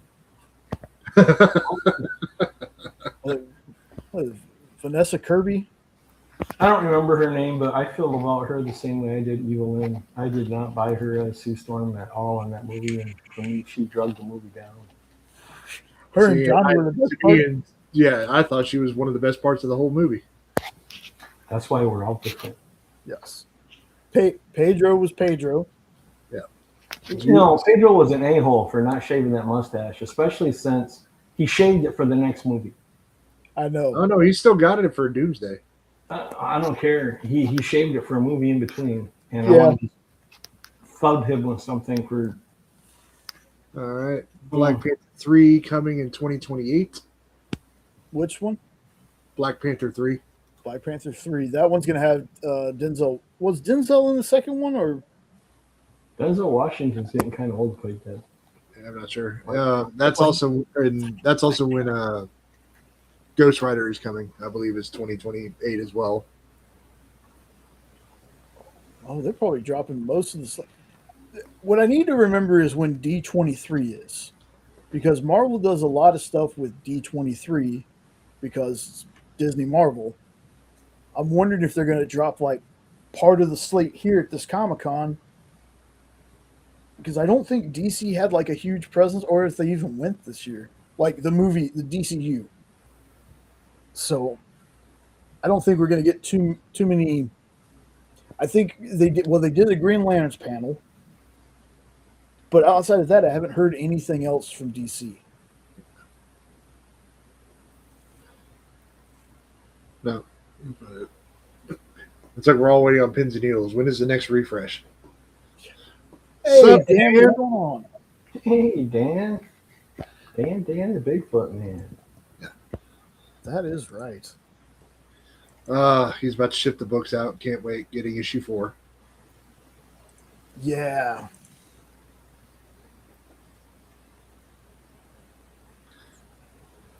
I think we feel like maybe we should just watch the Lanterns trailer now. If we're gonna watch it again. Yeah, let me get it queued up. Like I said, this is just going to be Comic-Con talk, and if we saw anything, and I can't believe we got through everything we were going to go through this fast.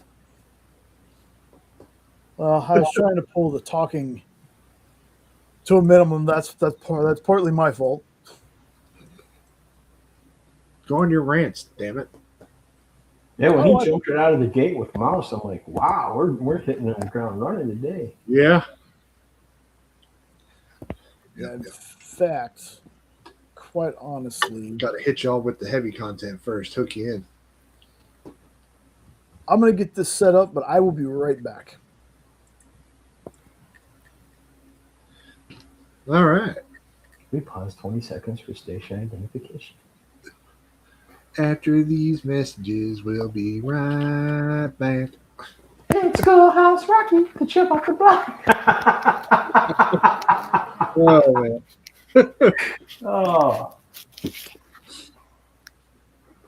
Thanks to that cartoon / commercial is the only reason I still have the preamble of the Constitution memorized. Yeah.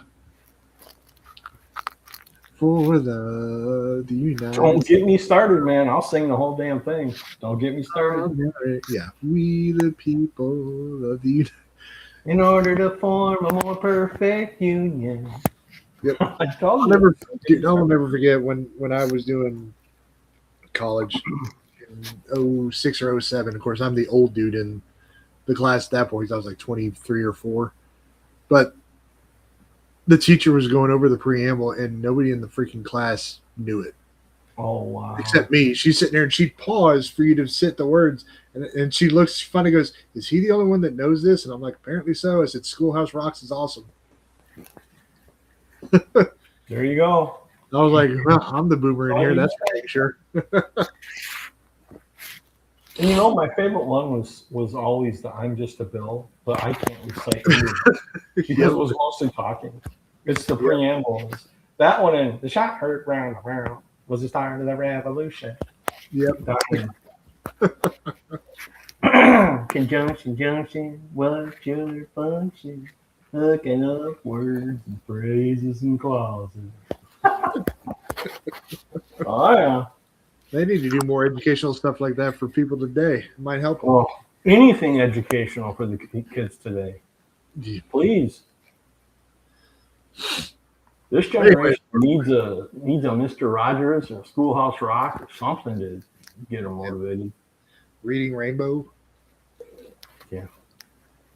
So, for sure. Did you read anything this week, man? Nope. I've been too busy. It's midterms. Yeah, I was so up and down this week, switching schedules and stuff, so I didn't have a chance to read too much. And then what yesterday was supposed to have been was watch Masters in the Universe, read a few more books, and then that didn't happen. So, have you ever seen a movie called The Judge with Eddie? Not now. You just had it a second ago. Not that I can remember. Robert Downey Jr. is Robert Duvall's son, and Robert Duvall is the judge, and Robert Downey Jr. has to defend him on a murder case. Excellent movie. I've been on a kick of Robert Duvall movies lately because my wife's been liking most of them. She really likes Secondhand Lions. So we did The Judge together, and we both loved that too. And Robert Downey was excellent in that movie. So if you've never seen it, it's worth a watch. All right, so the new Black Panther has been announced. It is Alien Romulus star David Johnson, who is going to be the son of T'Challa, now grown up. And that's the end of the panel. The panel is done. Yay. Yeah. A lot of people were surprised that there was no X-Men. Like Jay said, they're probably keeping it for the Disney one because that's what they've been doing. I don't even think Marvel had a presence at San Diego last year. Them and DC have been very selective about when or if they go. I've noticed that. I'm not sure if, and I'm not saying that means that San Diego doesn't still hold the weight, but maybe for them, just other events, especially like D23 for Marvel. Yeah. Because I've noticed DC does a lot of their stuff at, what is it called? Like CinemaCon or something like that. So, SDCC definitely doesn't seem to be the de facto, we have to drop our stuff here anymore. Well, just like everything else, it's gotten to the point where normal people can't attend it. So because the normal people is going to be where your audience is going to come from. Yeah. So You missed it, but the new Black Panther has been announced. It is guy from Alien Romulus, David Johnson, is going to be T'Challa's son grown up. Is that the one that played the synth? Hold on. And of course, he's English. They're always English. Yep, I'm good with it. He was also in The Long Walk. No one in America knows how to act, apparently. Dude, Yeah. the English do better American accents than most Americans do sometimes. Yeah. And by the way, Jay, that's the end of the panel. It's done. All right. So here's no what I X-Men. think, because I know a lot of folks they didn't want to recast Chadwick. They didn't want to recast. Yeah. And eventually, folks, in the future, when everything reboots once again, and it's going to happen, we're gonna have a new Black Panther that is T'Challa. I think this is the best way to move forward with Black Panther.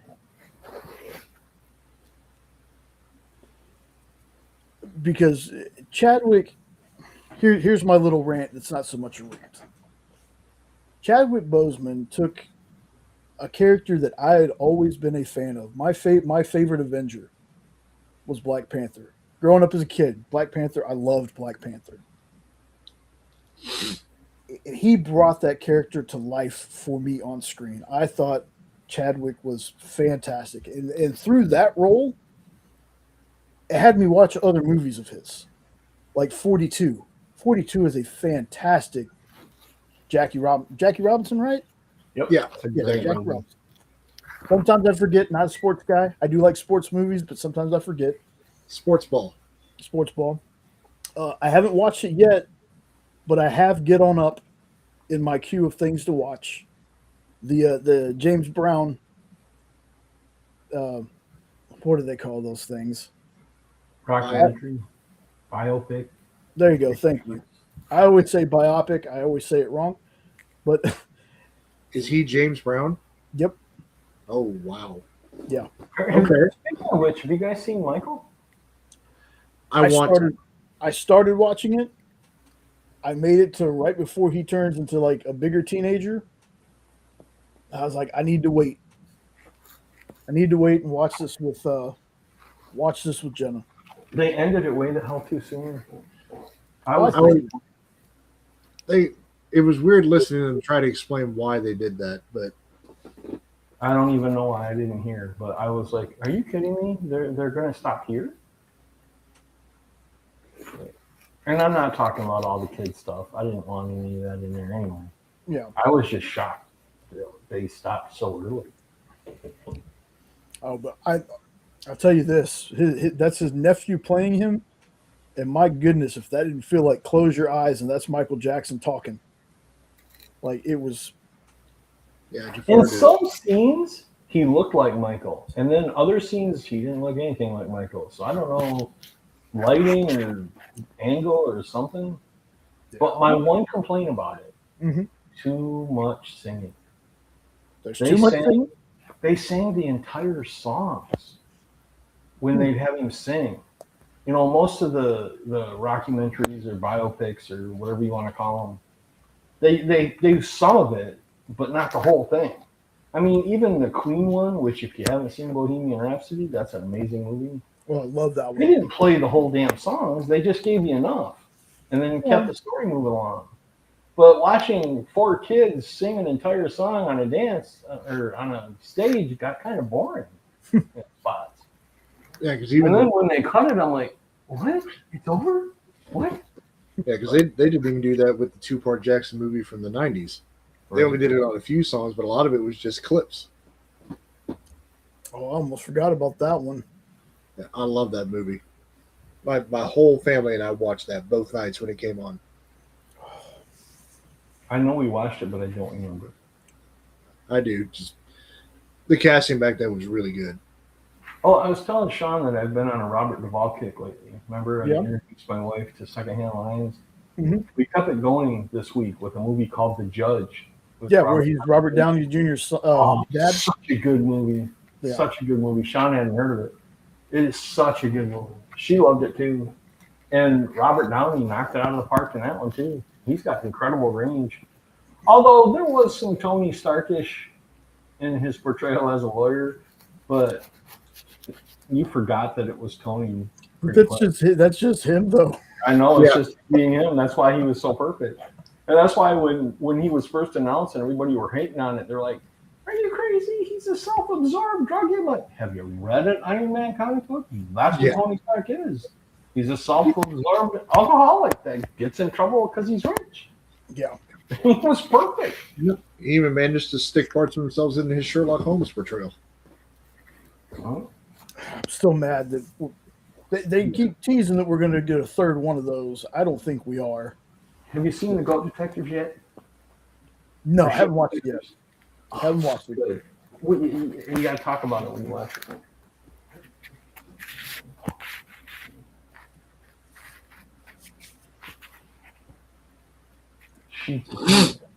Yeah, Sheep Detectives with Hugh Jackman and He-Man. Yes.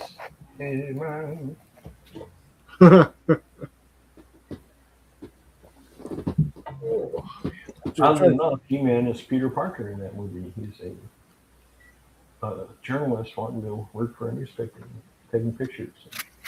Oh. His name's not Peter Parker. Yeah. Oh, I guess. I'm trying to think of some other things that I've watched because I know, like I said, I watched The Penguin. Really enjoyed that. I think that is some of Colin Farrell's best work. Now you know why I kept nagging you. Oh, I've been wanting to watch it. It's just getting the time to sit down and watch all of that at one time. Big commitment. Yeah, I remember when he watched it the night that I had to flip my schedule. Monday, pretty much, because he was still awake when I was getting up the shower to go to the meeting. Oh, you binged the whole 8 in one day? Almost. Made it to 7. Wow. Had to save 8 for when I was done working that night. Even I could only do like 2 at a time on that one because as good as it was slow enough that I couldn't do it for that many hours. That's just Jay's superpower. Him and Jenna can go through miles of episodes. Yeah. Like I said, I've been on a big kick of Tales from the Crypt. Oh, well, I'm not going to put you Like down. when I saw it was on Tubi, I was like, okay. Because I was telling Jenna the story. So when I was a kid, no cable. Never had cable in my house till after I moved out. We had rabbit ears. Yeah. Well, we had Fox 26. Okay. Fox 26 on the weekends, usually Saturday nights, played Tales from the Crypt episodes. They're usually two episodes in one show. The thing was, I didn't know at the time that was an HBO series. So I'm watching it on regular TV. And at the time, regular TV was heavily edited. All right. The first time somebody said ass or hell on regular TV, a lot of us lost our minds. We're like, holy crap. They're able to say stuff like that on TV now? That's how it was, right? So imagine young Jay's surprise the first time he saw a Tales from the Crypt episode on HBO. Yep.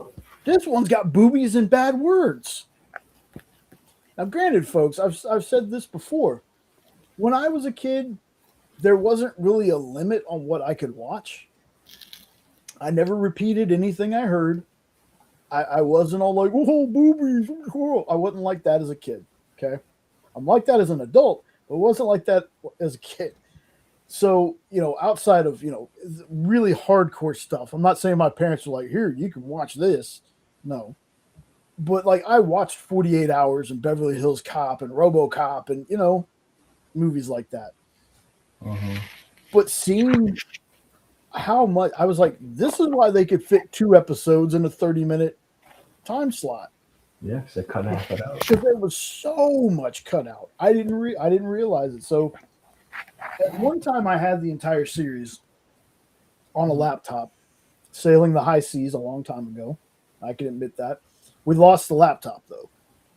So there was a lot of stuff we lost. So I was like, hey, it's on Tubi now. So I'm like, I'm going to watch it until Tubi takes it away because I've noticed it's free. There's a lot of free stuff. If you watch it on the computer, there's hardly any commercials. That's why I like watching Roku channel. Like the Roku channel, there's not a lot of commercials in their stuff. And, it's free. So I get to watch stuff like Knight Rider or Walker Texas Ranger or Baywatch or, Men in Black, the series. Do you have a Roku TV? We used to. I do. Yeah. And I love that app.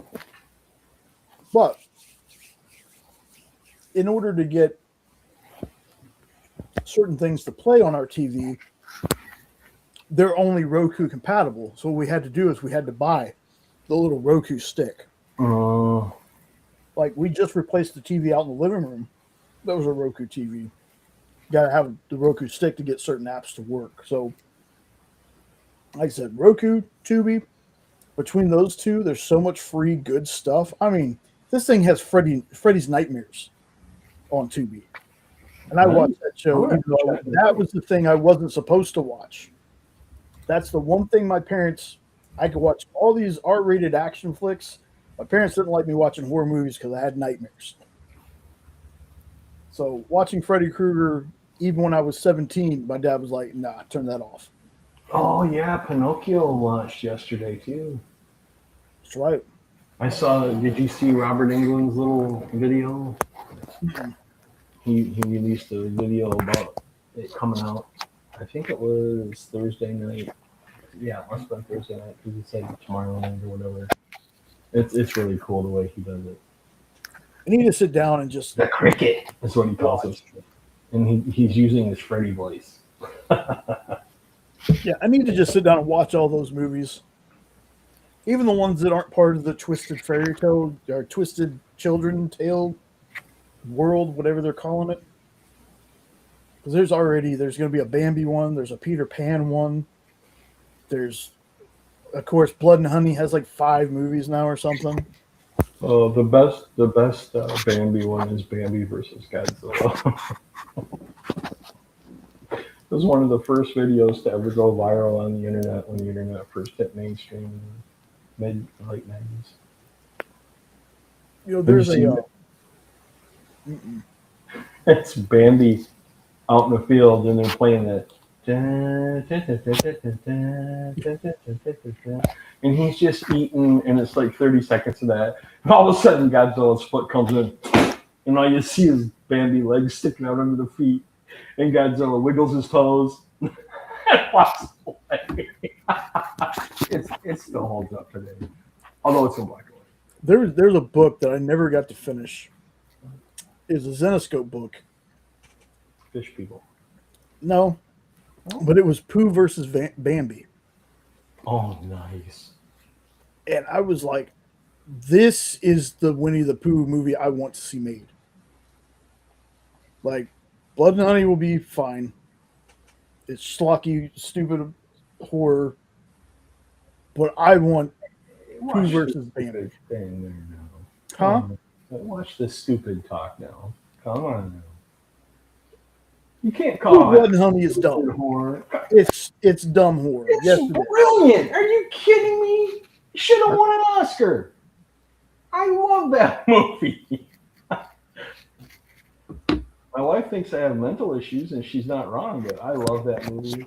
And what they did at the end, standing around the little fire pit, was just the greatest thing ever. No, Oscar snubbed for sure. I'm sure. It should be. But like that's what I want to see with some of these properties. Like, you can do a horror movie.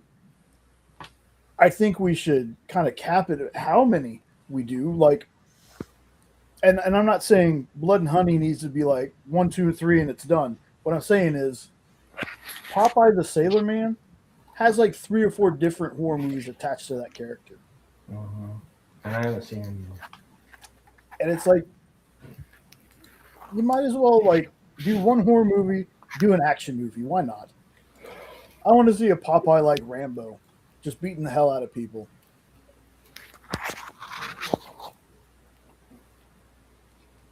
I'd like to see someone do a movie of the life story of the guy Popeye was based on. That would be interesting. That too. I noticed as an adult, I like documentaries a lot more than when I was a kid. When I was a kid, you wouldn't catch me watching documentaries on things. But now you do something like that, yeah. I grew up loving In Search Of, if you want to call that a documentary. Do you know what that is? Where Leonard Nimoy would talk about paranormal stuff and did it happen in search of, and he was in search of the truth. It was playing when I was just a little toddler walking around. And I loved that show. And it was like a weekly documentary about a topic. In search of, demons, in search of UFOs, in search of Charles Manson's something or other. It was a brilliant show. If you've never seen it, look it up because you'd probably dig it now that you're an adult. I loved it as a kid. I'd sit down. I couldn't wait. Everybody else hated Sundays. I'm like, I love Sundays. I mean, In Search Of's coming out. I mean, come on. It sounds vaguely familiar, but the one that I remember that also had a Star Trek cast member was Beyond Belief, Fact or Fiction with Jonathan Frakes. Yeah. I love that show. He's no Spock. Now, of course, not too many, there's not anybody that's Leonard Nimoy. Oh, that comedy bit of Leonard Nimoy that I sent you earlier today had me laughing out loud. That was great. Yeah, it was really good. And if you haven't seen it, people, Google Leonard Nimoy sings Bilbo. Yes. The Ballad of Bilbo Baggins. Everyone needs to see that at least once. Especially the dance moves and the girls with it. That's their dance move. It's like, really? That's dancing? Okay. I know you were talking a little about San Diego Comic-Con before I came back in. I just want to go one time. Just once. It could be good luck. Just for Hall H, because I know a lot of people are like, and I get that. And they could probably hook you up. Maybe, I don't know. But the problem is I also want to go for the actual comics. And apparently that con is not where you want to go nowadays. I don't even know if they have comics here. Yeah. Like, I would love to go to Hall H. Don't get me wrong. I'd love to go to Hall H and watch that stuff, but I just want to go one time just to say that I've gone. I was supposed to a couple years ago. And it just all the plans fell through and never got the chance to go. That would have been the same year I would have met Stan Lee before he passed, all kinds of shit. So one day, just to say I've gone, I want to go. Even if it's just I walked on the floor.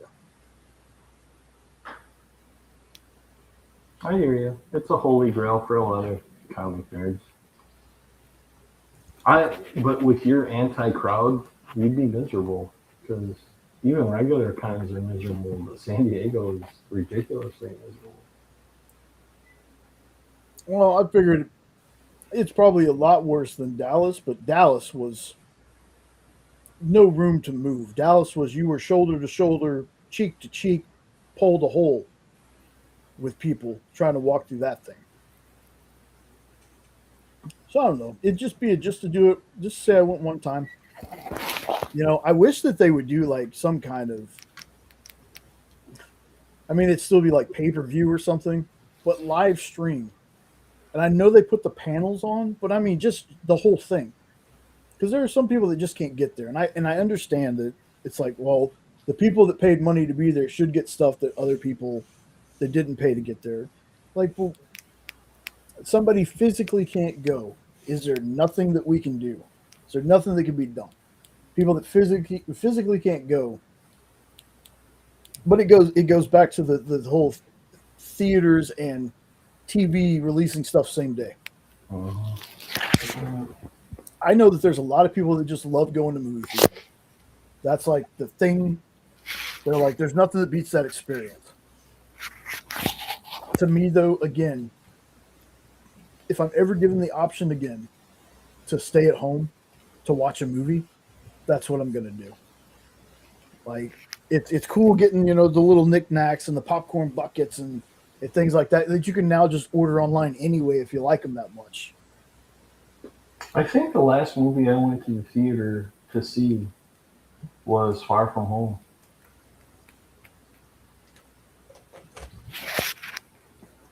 That's the second. Pre-pandemic.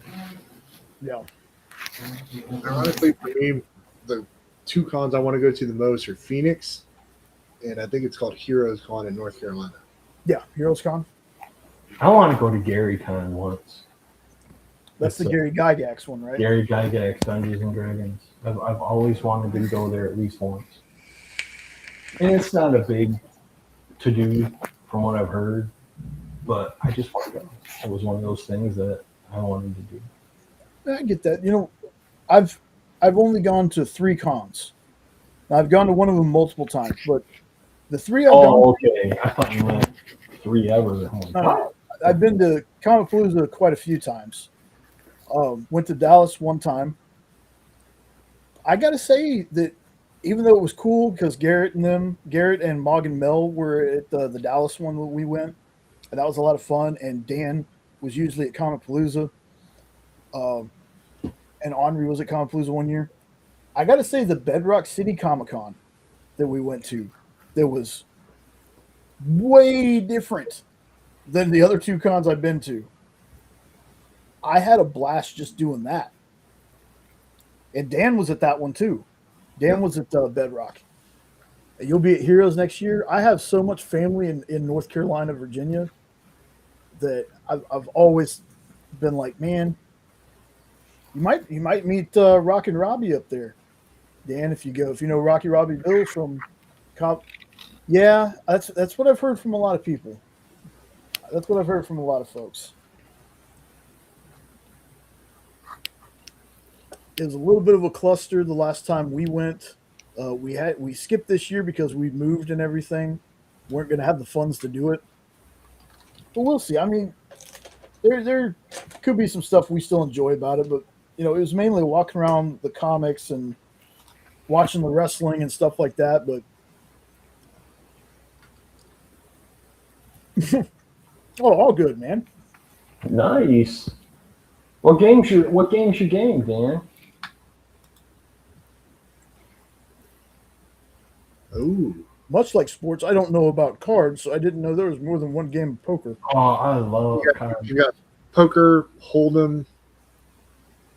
There's 5-card draw, 5-card stud. There's that kind of stuff. Texas Hold'em thing that got popular. There's all kinds of stuff. 21.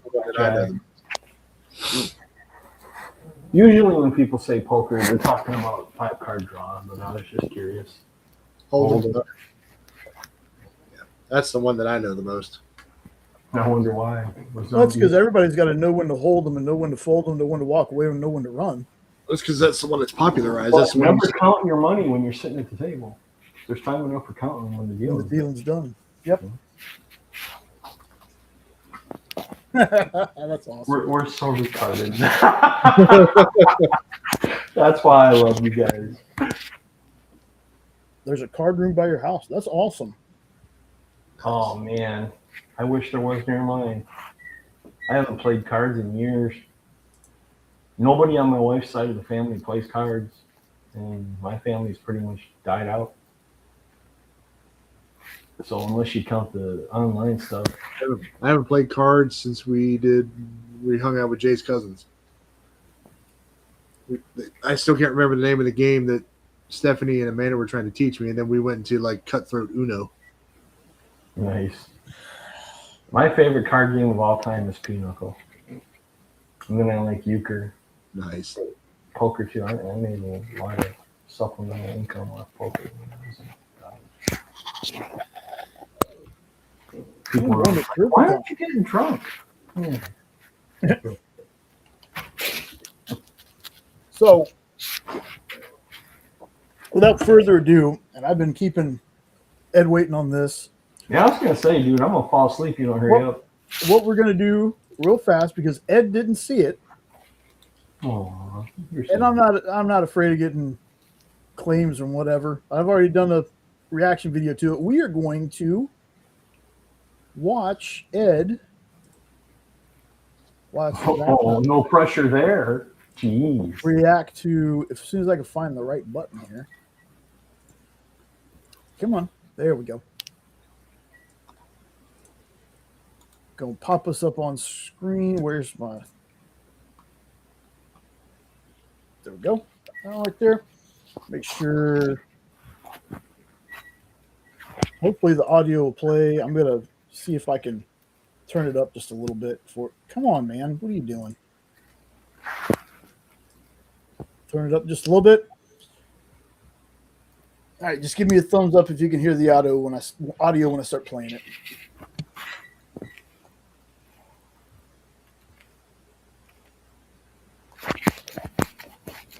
Nope. All right, hold on. This thing is weird about. Hold on. It just started. But before then, there was nothing. All right, hold on. This thing is weird because every time you go to share, you have to make sure that you have also share audio. Okay.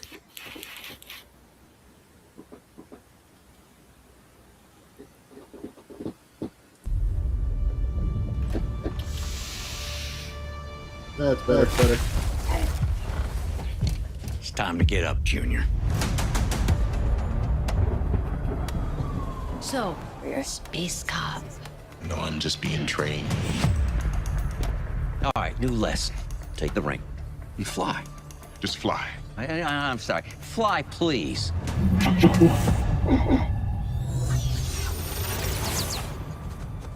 What's that? You're the backup quarterback. For now.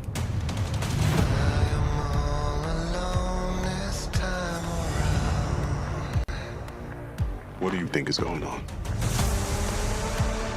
It's no accident we're here. These victims are gonna end up being alien. Based on what? I have a feeling. He has a feeling. I think this is more than just a feeling. This is a threat no one's ever seen before.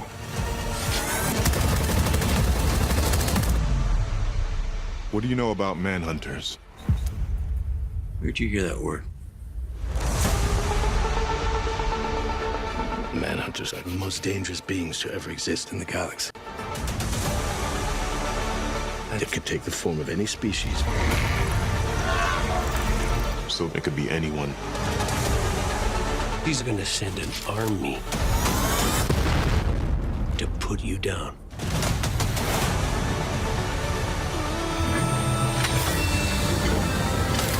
Do you resent Pal Jordan? The ring's always been mine. Jordan's just keeping it warm.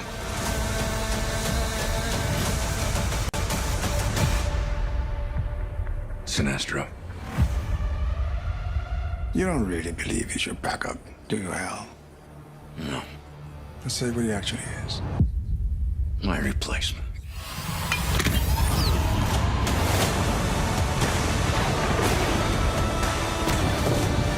In brightest day, in blackest night, no evil shall escape my sight. Let those who worship evil's might beware my power. Green Lantern's light.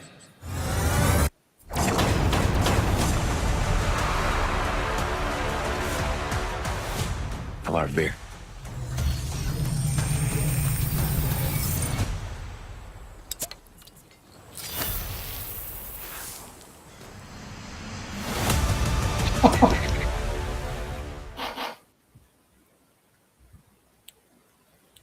The fly was awesome.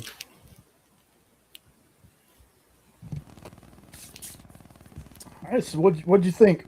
It looks good. I like the humor, and I don't know why people would be bitching about Sinestro. This one's pretty low grade, but Oh wait, hold on. I still got the thing playing. Hold on. Because I forgot. Bigby and Bronze moved their show to Saturday. They're on right now. Oh, really? They're not going to be on Mondays anymore? I think they're trying a different day just to see how it goes. A little bit earlier time slot, stuff like that. I almost forgot. Well, that sucks. I'll never get to watch them again. Yeah. But yeah, reading the IMDb on this, and unless somebody made a mistake somewhere, which it happens from time to time, it says Guy is in 8 episodes. It says Hal is in 8 episodes, but it says John's in 9 episodes. And John's the only one in the cast that's in 9 episodes. So I don't know if somebody made a mistake there, but the big rumor that I'm going... If they kill off Guy, I'm all right. Oh, I don't think you got to worry about them killing off Guy. I don't care if they kill off Guy. Well, you got him. The rumor is, and again, folks, it's a rumor, Hal dies in the first episode. Well, that's kind of the way they made the trailer kind of sound.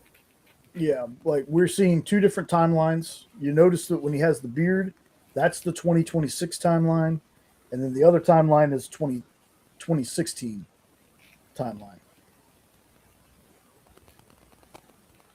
So we'll see. I mean, who is the cop? She looks so familiar. Should I know her from somewhere? I think so. I was fixated on her, and I'm like, who is she? And I hate that because it always distracts me. And I want to say she is... Okay, so it's Kelly McDonald. Let's see. Things that she's been in. Boardwalk Empire. No Country for Old Men.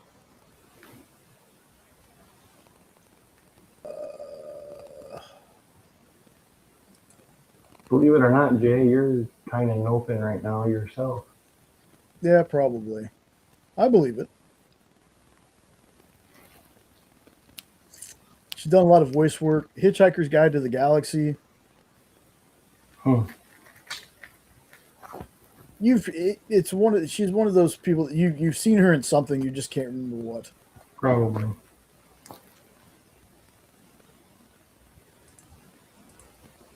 But I mean, got a good cast, has the potential to be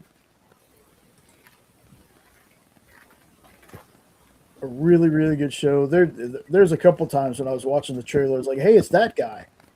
And hey, it's that person. Like Garrett Dillahunt. That's the guy that is in the scene right before he asked about the Manhunters. He's been in like Last House on the Left, the remake. So are they going to introduce Martian Manhunter here? Different Manhunter. Oh, so, okay. So the Manhunters were before the Green Lantern Corps. Like the Guardians made them before they started the Corps. Oh, okay. And they're like, they're Sentinel-like because they're kind of they're robots. Oh, okay. And Manhunters. Oh, the Terminators. Yeah, pretty much. Yeah, that's what I'd say. Like I don't know a whole lot about Manhunters, but I always got them confused when people said Manhunter. I thought they were talking about Martian Manhunters. Like, no, they're the. Well, that's what I thought when they said that. It's like, oh, they're going to bring out Martian Manhunter. Now, that's not saying that there's not a possibility that they do something like that, because it is. A lot of it's going to be Earth-based from what it looks like, but I'm telling people, I think we're going to get the cosmic stuff too. It might not be every episode. It might only be 1 or 2 episodes, but I think we're getting the cosmic stuff. So who knows what we're going to see out in space? Didn't you hear that they wanted to find out? Did anyone hear something about the already signed on second season? Oh, I can't hear. I can't hear you. It's so weird. I haven't done anything. I said I had heard that they have already said there's going to be at least a second season At least the second season of Lanterns. Oh, I can believe that. So then, if that's the case, they got to go cosmic sooner or later. I bet it's probably going to lead into Man of Tomorrow, and then next season will be sometime after Man of Tomorrow. I bet. Yeah. Am I still gone? No, you weren't gone. It's just you're sounded like you were doing this. Oh. Well, I wasn't. Well, you sound better now. Whatever you did. Yeah, you were uncanny-fied. Maybe the mic got behind your ear or something. Maybe. Yeah, you said. Yeah, I can hear you now. Okay, good. I don't know. Because like I said, I haven't heard anything outside of the Lanterns panel that DC announced anything. Hey, Dan, if you're ever doing any of the cons in Michigan, let me know. I'd love to hang out and play cards.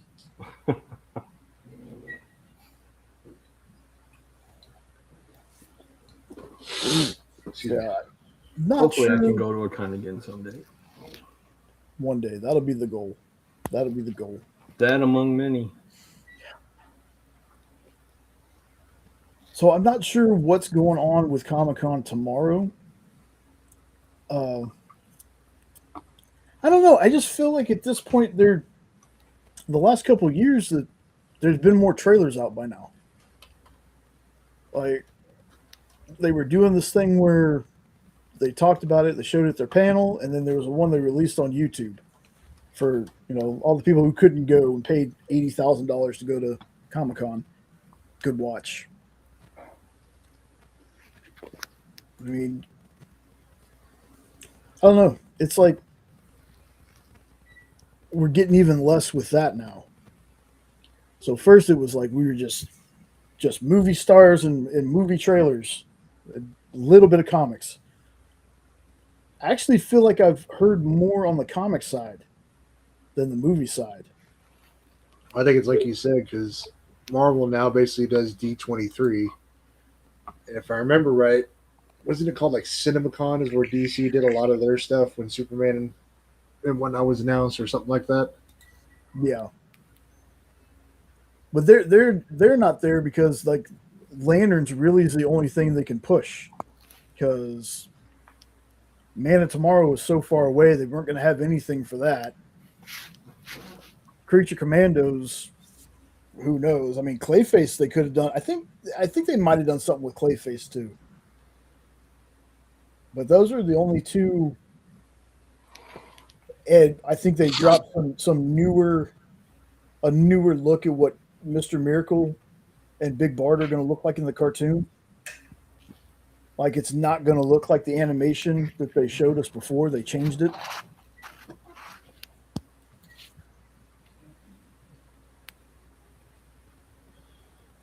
Yeah, I'm trying to look through their schedule for tomorrow. Because I could never remember if it was like DC had Saturday, Marvel had Sunday, or if it was flipped where Marvel had Saturday, DC had Sunday, or if DC just did all their stuff on Friday.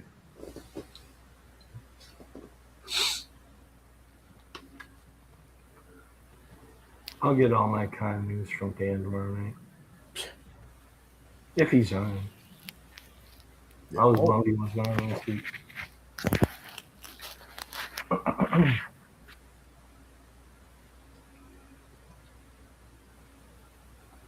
Yeah, no, nothing big that I can see tomorrow. So, Like I don't want to say lackluster con because I'm not there. There's probably more stuff going on there. But like I said, it feels like last year we had more stuff come out. Like, I'm happy to see all the comic stuff come out. Like, that's really cool. All the new series and stuff they've announced, that's really cool. And that's only DC and Marvel. I hadn't even talked about some of the stuff like from Dynamite. Archie versus Terminator. That's a weird combo, but I bet you it's going to be good.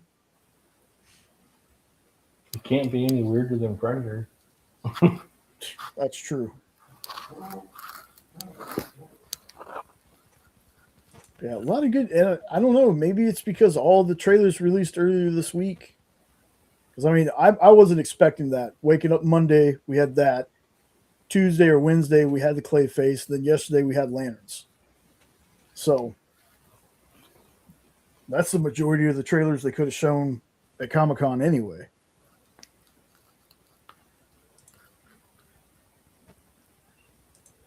So I guess let me do one thing. Let's see. You're gonna spin your wheel. Yep, we did the list book at the beginning of the show, folks, like the very top, because I wanted to make sure we could talk about all the comics and stuff coming out of San Diego, and we did that rather quickly. So I didn't read a whole lot this week, folks, if I'm being completely honest. I stuck with one book and just read it. So I didn't have a lot of stuff to talk about tonight. I haven't watched too many things. Like I said, Penguin, Masters of the Universe, rewatching Tales from the Crypt. Stuck on watching Men in Black, the series, to go to sleep to. Oh, so, I watched the season 4 premiere of Star Trek Strange New Worlds. Actually. Oh, okay. I just remembered that. Yeah. That was pretty good. That they basically did a retelling of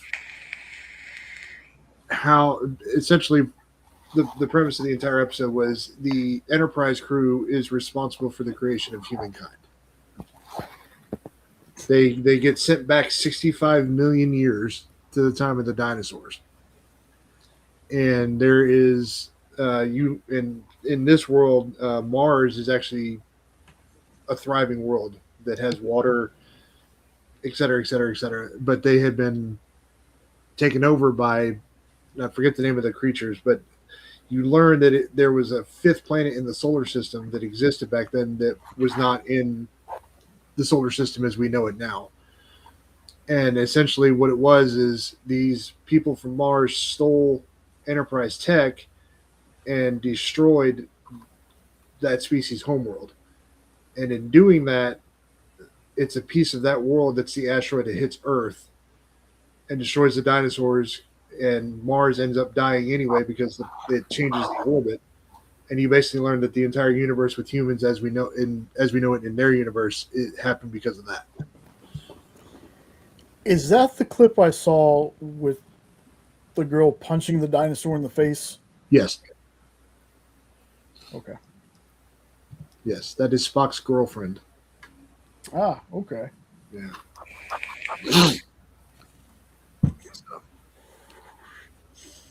Yep. So. Well, folks, before I cut it, we talked about the list book, which was Mouse.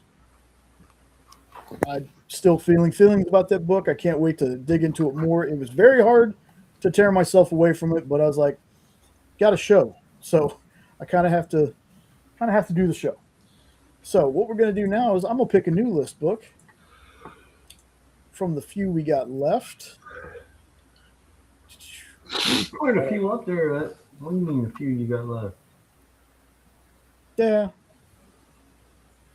Feels like we got through some of them kind of quick, though, but still some good ones on here. All right, I'm going to mix them up a little bit. And let's spin. Let's see what we're reading next week.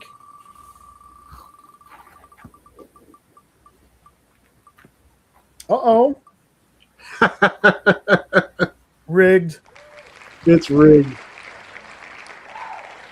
Very excited for this. I've been wanting to read Radiant Black, get into that universe for a while now. Just got to walk, 10 feet out the door. I'm surprised you haven't read that. Yeah, somewhere in here I don't remember how many issues I would have got, but I've got quite a few of them. That's Rick though. Fucking both weirdos, and then my pick in 3 weeks in a row. Am I the only one that was hoping it was going to stop at War Machine? Yeah, that was Onrie's pick. I'm excited to read that too. All right. All right, so we got to read Radiant Black. Cool. Radiant Black.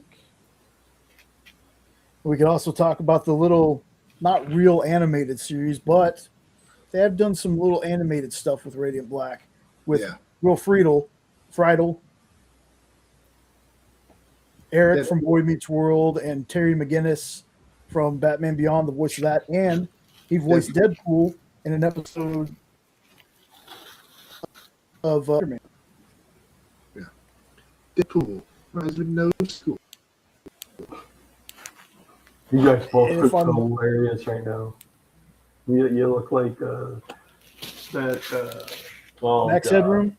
Max Headroom. I couldn't think of the name. Yeah.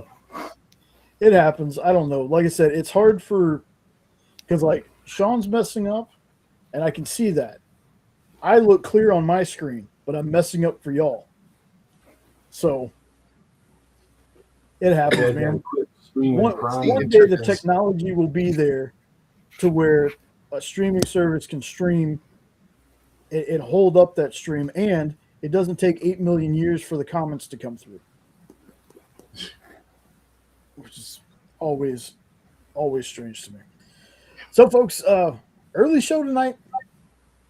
We're wrapping it up there. We'll be back next week. I'll have some more. I'll actually spend some time reading some books this week, have some more reviews and things. Hopefully, we'll get some more like after Comic-Con news we can talk about. But yeah, 83 episodes down, folks. And we have some extra ones thrown in there. Like there's a birthday one I did, a birthday one for Jenna. There's a live reaction to something else. But the Hydra Hangouts, 17 away from 100 episodes. And Ed has pretty much been on 98% of those. Probably. And I've been on 2. You've been on more than 2. No, I meant 2%. Oh, 2%. Yeah, that's true. Yeah. So speaking of Ed and Nope, one more time, folks. Weird Opes Podcast. Make sure you subbed up to them. Now, in me making this stuff today, I didn't do my normal thing. I'm thinking that, so there's Immortal Era, there's that. Where's my... What are you doing? Well, I'm looking for where folks can find me during the week at my job. Trying to find there we go. I'm going to cover Ed up here for a second. Onlyfans.com/jburns. Yes. So, down. Hey, Barnett. Yay, Barnez. Right down there, the XP Live. Sub up to that. You can catch me in the comments. I produce a lot of the shows over there. Come hang out. You don't have to buy anything. You just hang out and chat with me. We'll have a good time doing that. And yep, I'm gonna drop the other guys off. I'm gonna wrap us up, and I will see you both in the back room. You are cursed. Oh God! Alrighty, here we go. All right, folks, it's that time. Like I said, super short show, at least for us. I didn't have a ton to talk about. Like I've been super busy this week with work and house things. So next week I'll have some more stuff that I've watched, stuff that I've read. Like I said, hopefully there's some more Comic-Con. There's bound to be more Comic-Con stuff happening when we get off here. We're going to find a bunch of stuff and I'll be like, oh man, I wish that would have happened during the show. But I appreciate y'all, as always, stopping by, hanging out with us. This is a lot of fun. It really is. Like, I love what I do at work. You can tell because I do it here too. I have a good time doing this, and like I said, hopefully we hit that 750 mark in subs, and I know for a fact that we might have some skips, but we're going to make it to 100 episodes. Not sure what exactly we'll do. We'll try to make something special out of that 100th episode. But anyway, folks, read you some good books. Check you out some Kickstarters, some crowdfunding books. Read Mouse if you can. If you ever want to read one of the list books with us, talk about it in the chat, please feel free to do so. This was Radiant Black, I want to say by Kyle Higgins. It is a image book, maybe. Look up Radiant Black. You'll find it.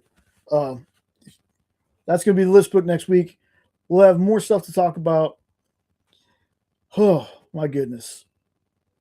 It's just crazy to me that we've been doing 83 episodes of this. So anyway, I appreciate everyone for watching this zaniness.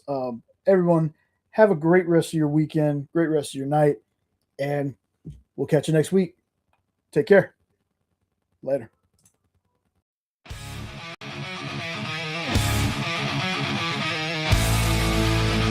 We talk about everything that makes us hum. Hail Hydra Asylum, hail Hydra Asylum. From trailers, comics, news, and more, we'll give you what you're looking for. Hail Hydra Asylum, hail, hail, hail, hail Hydra Asylum.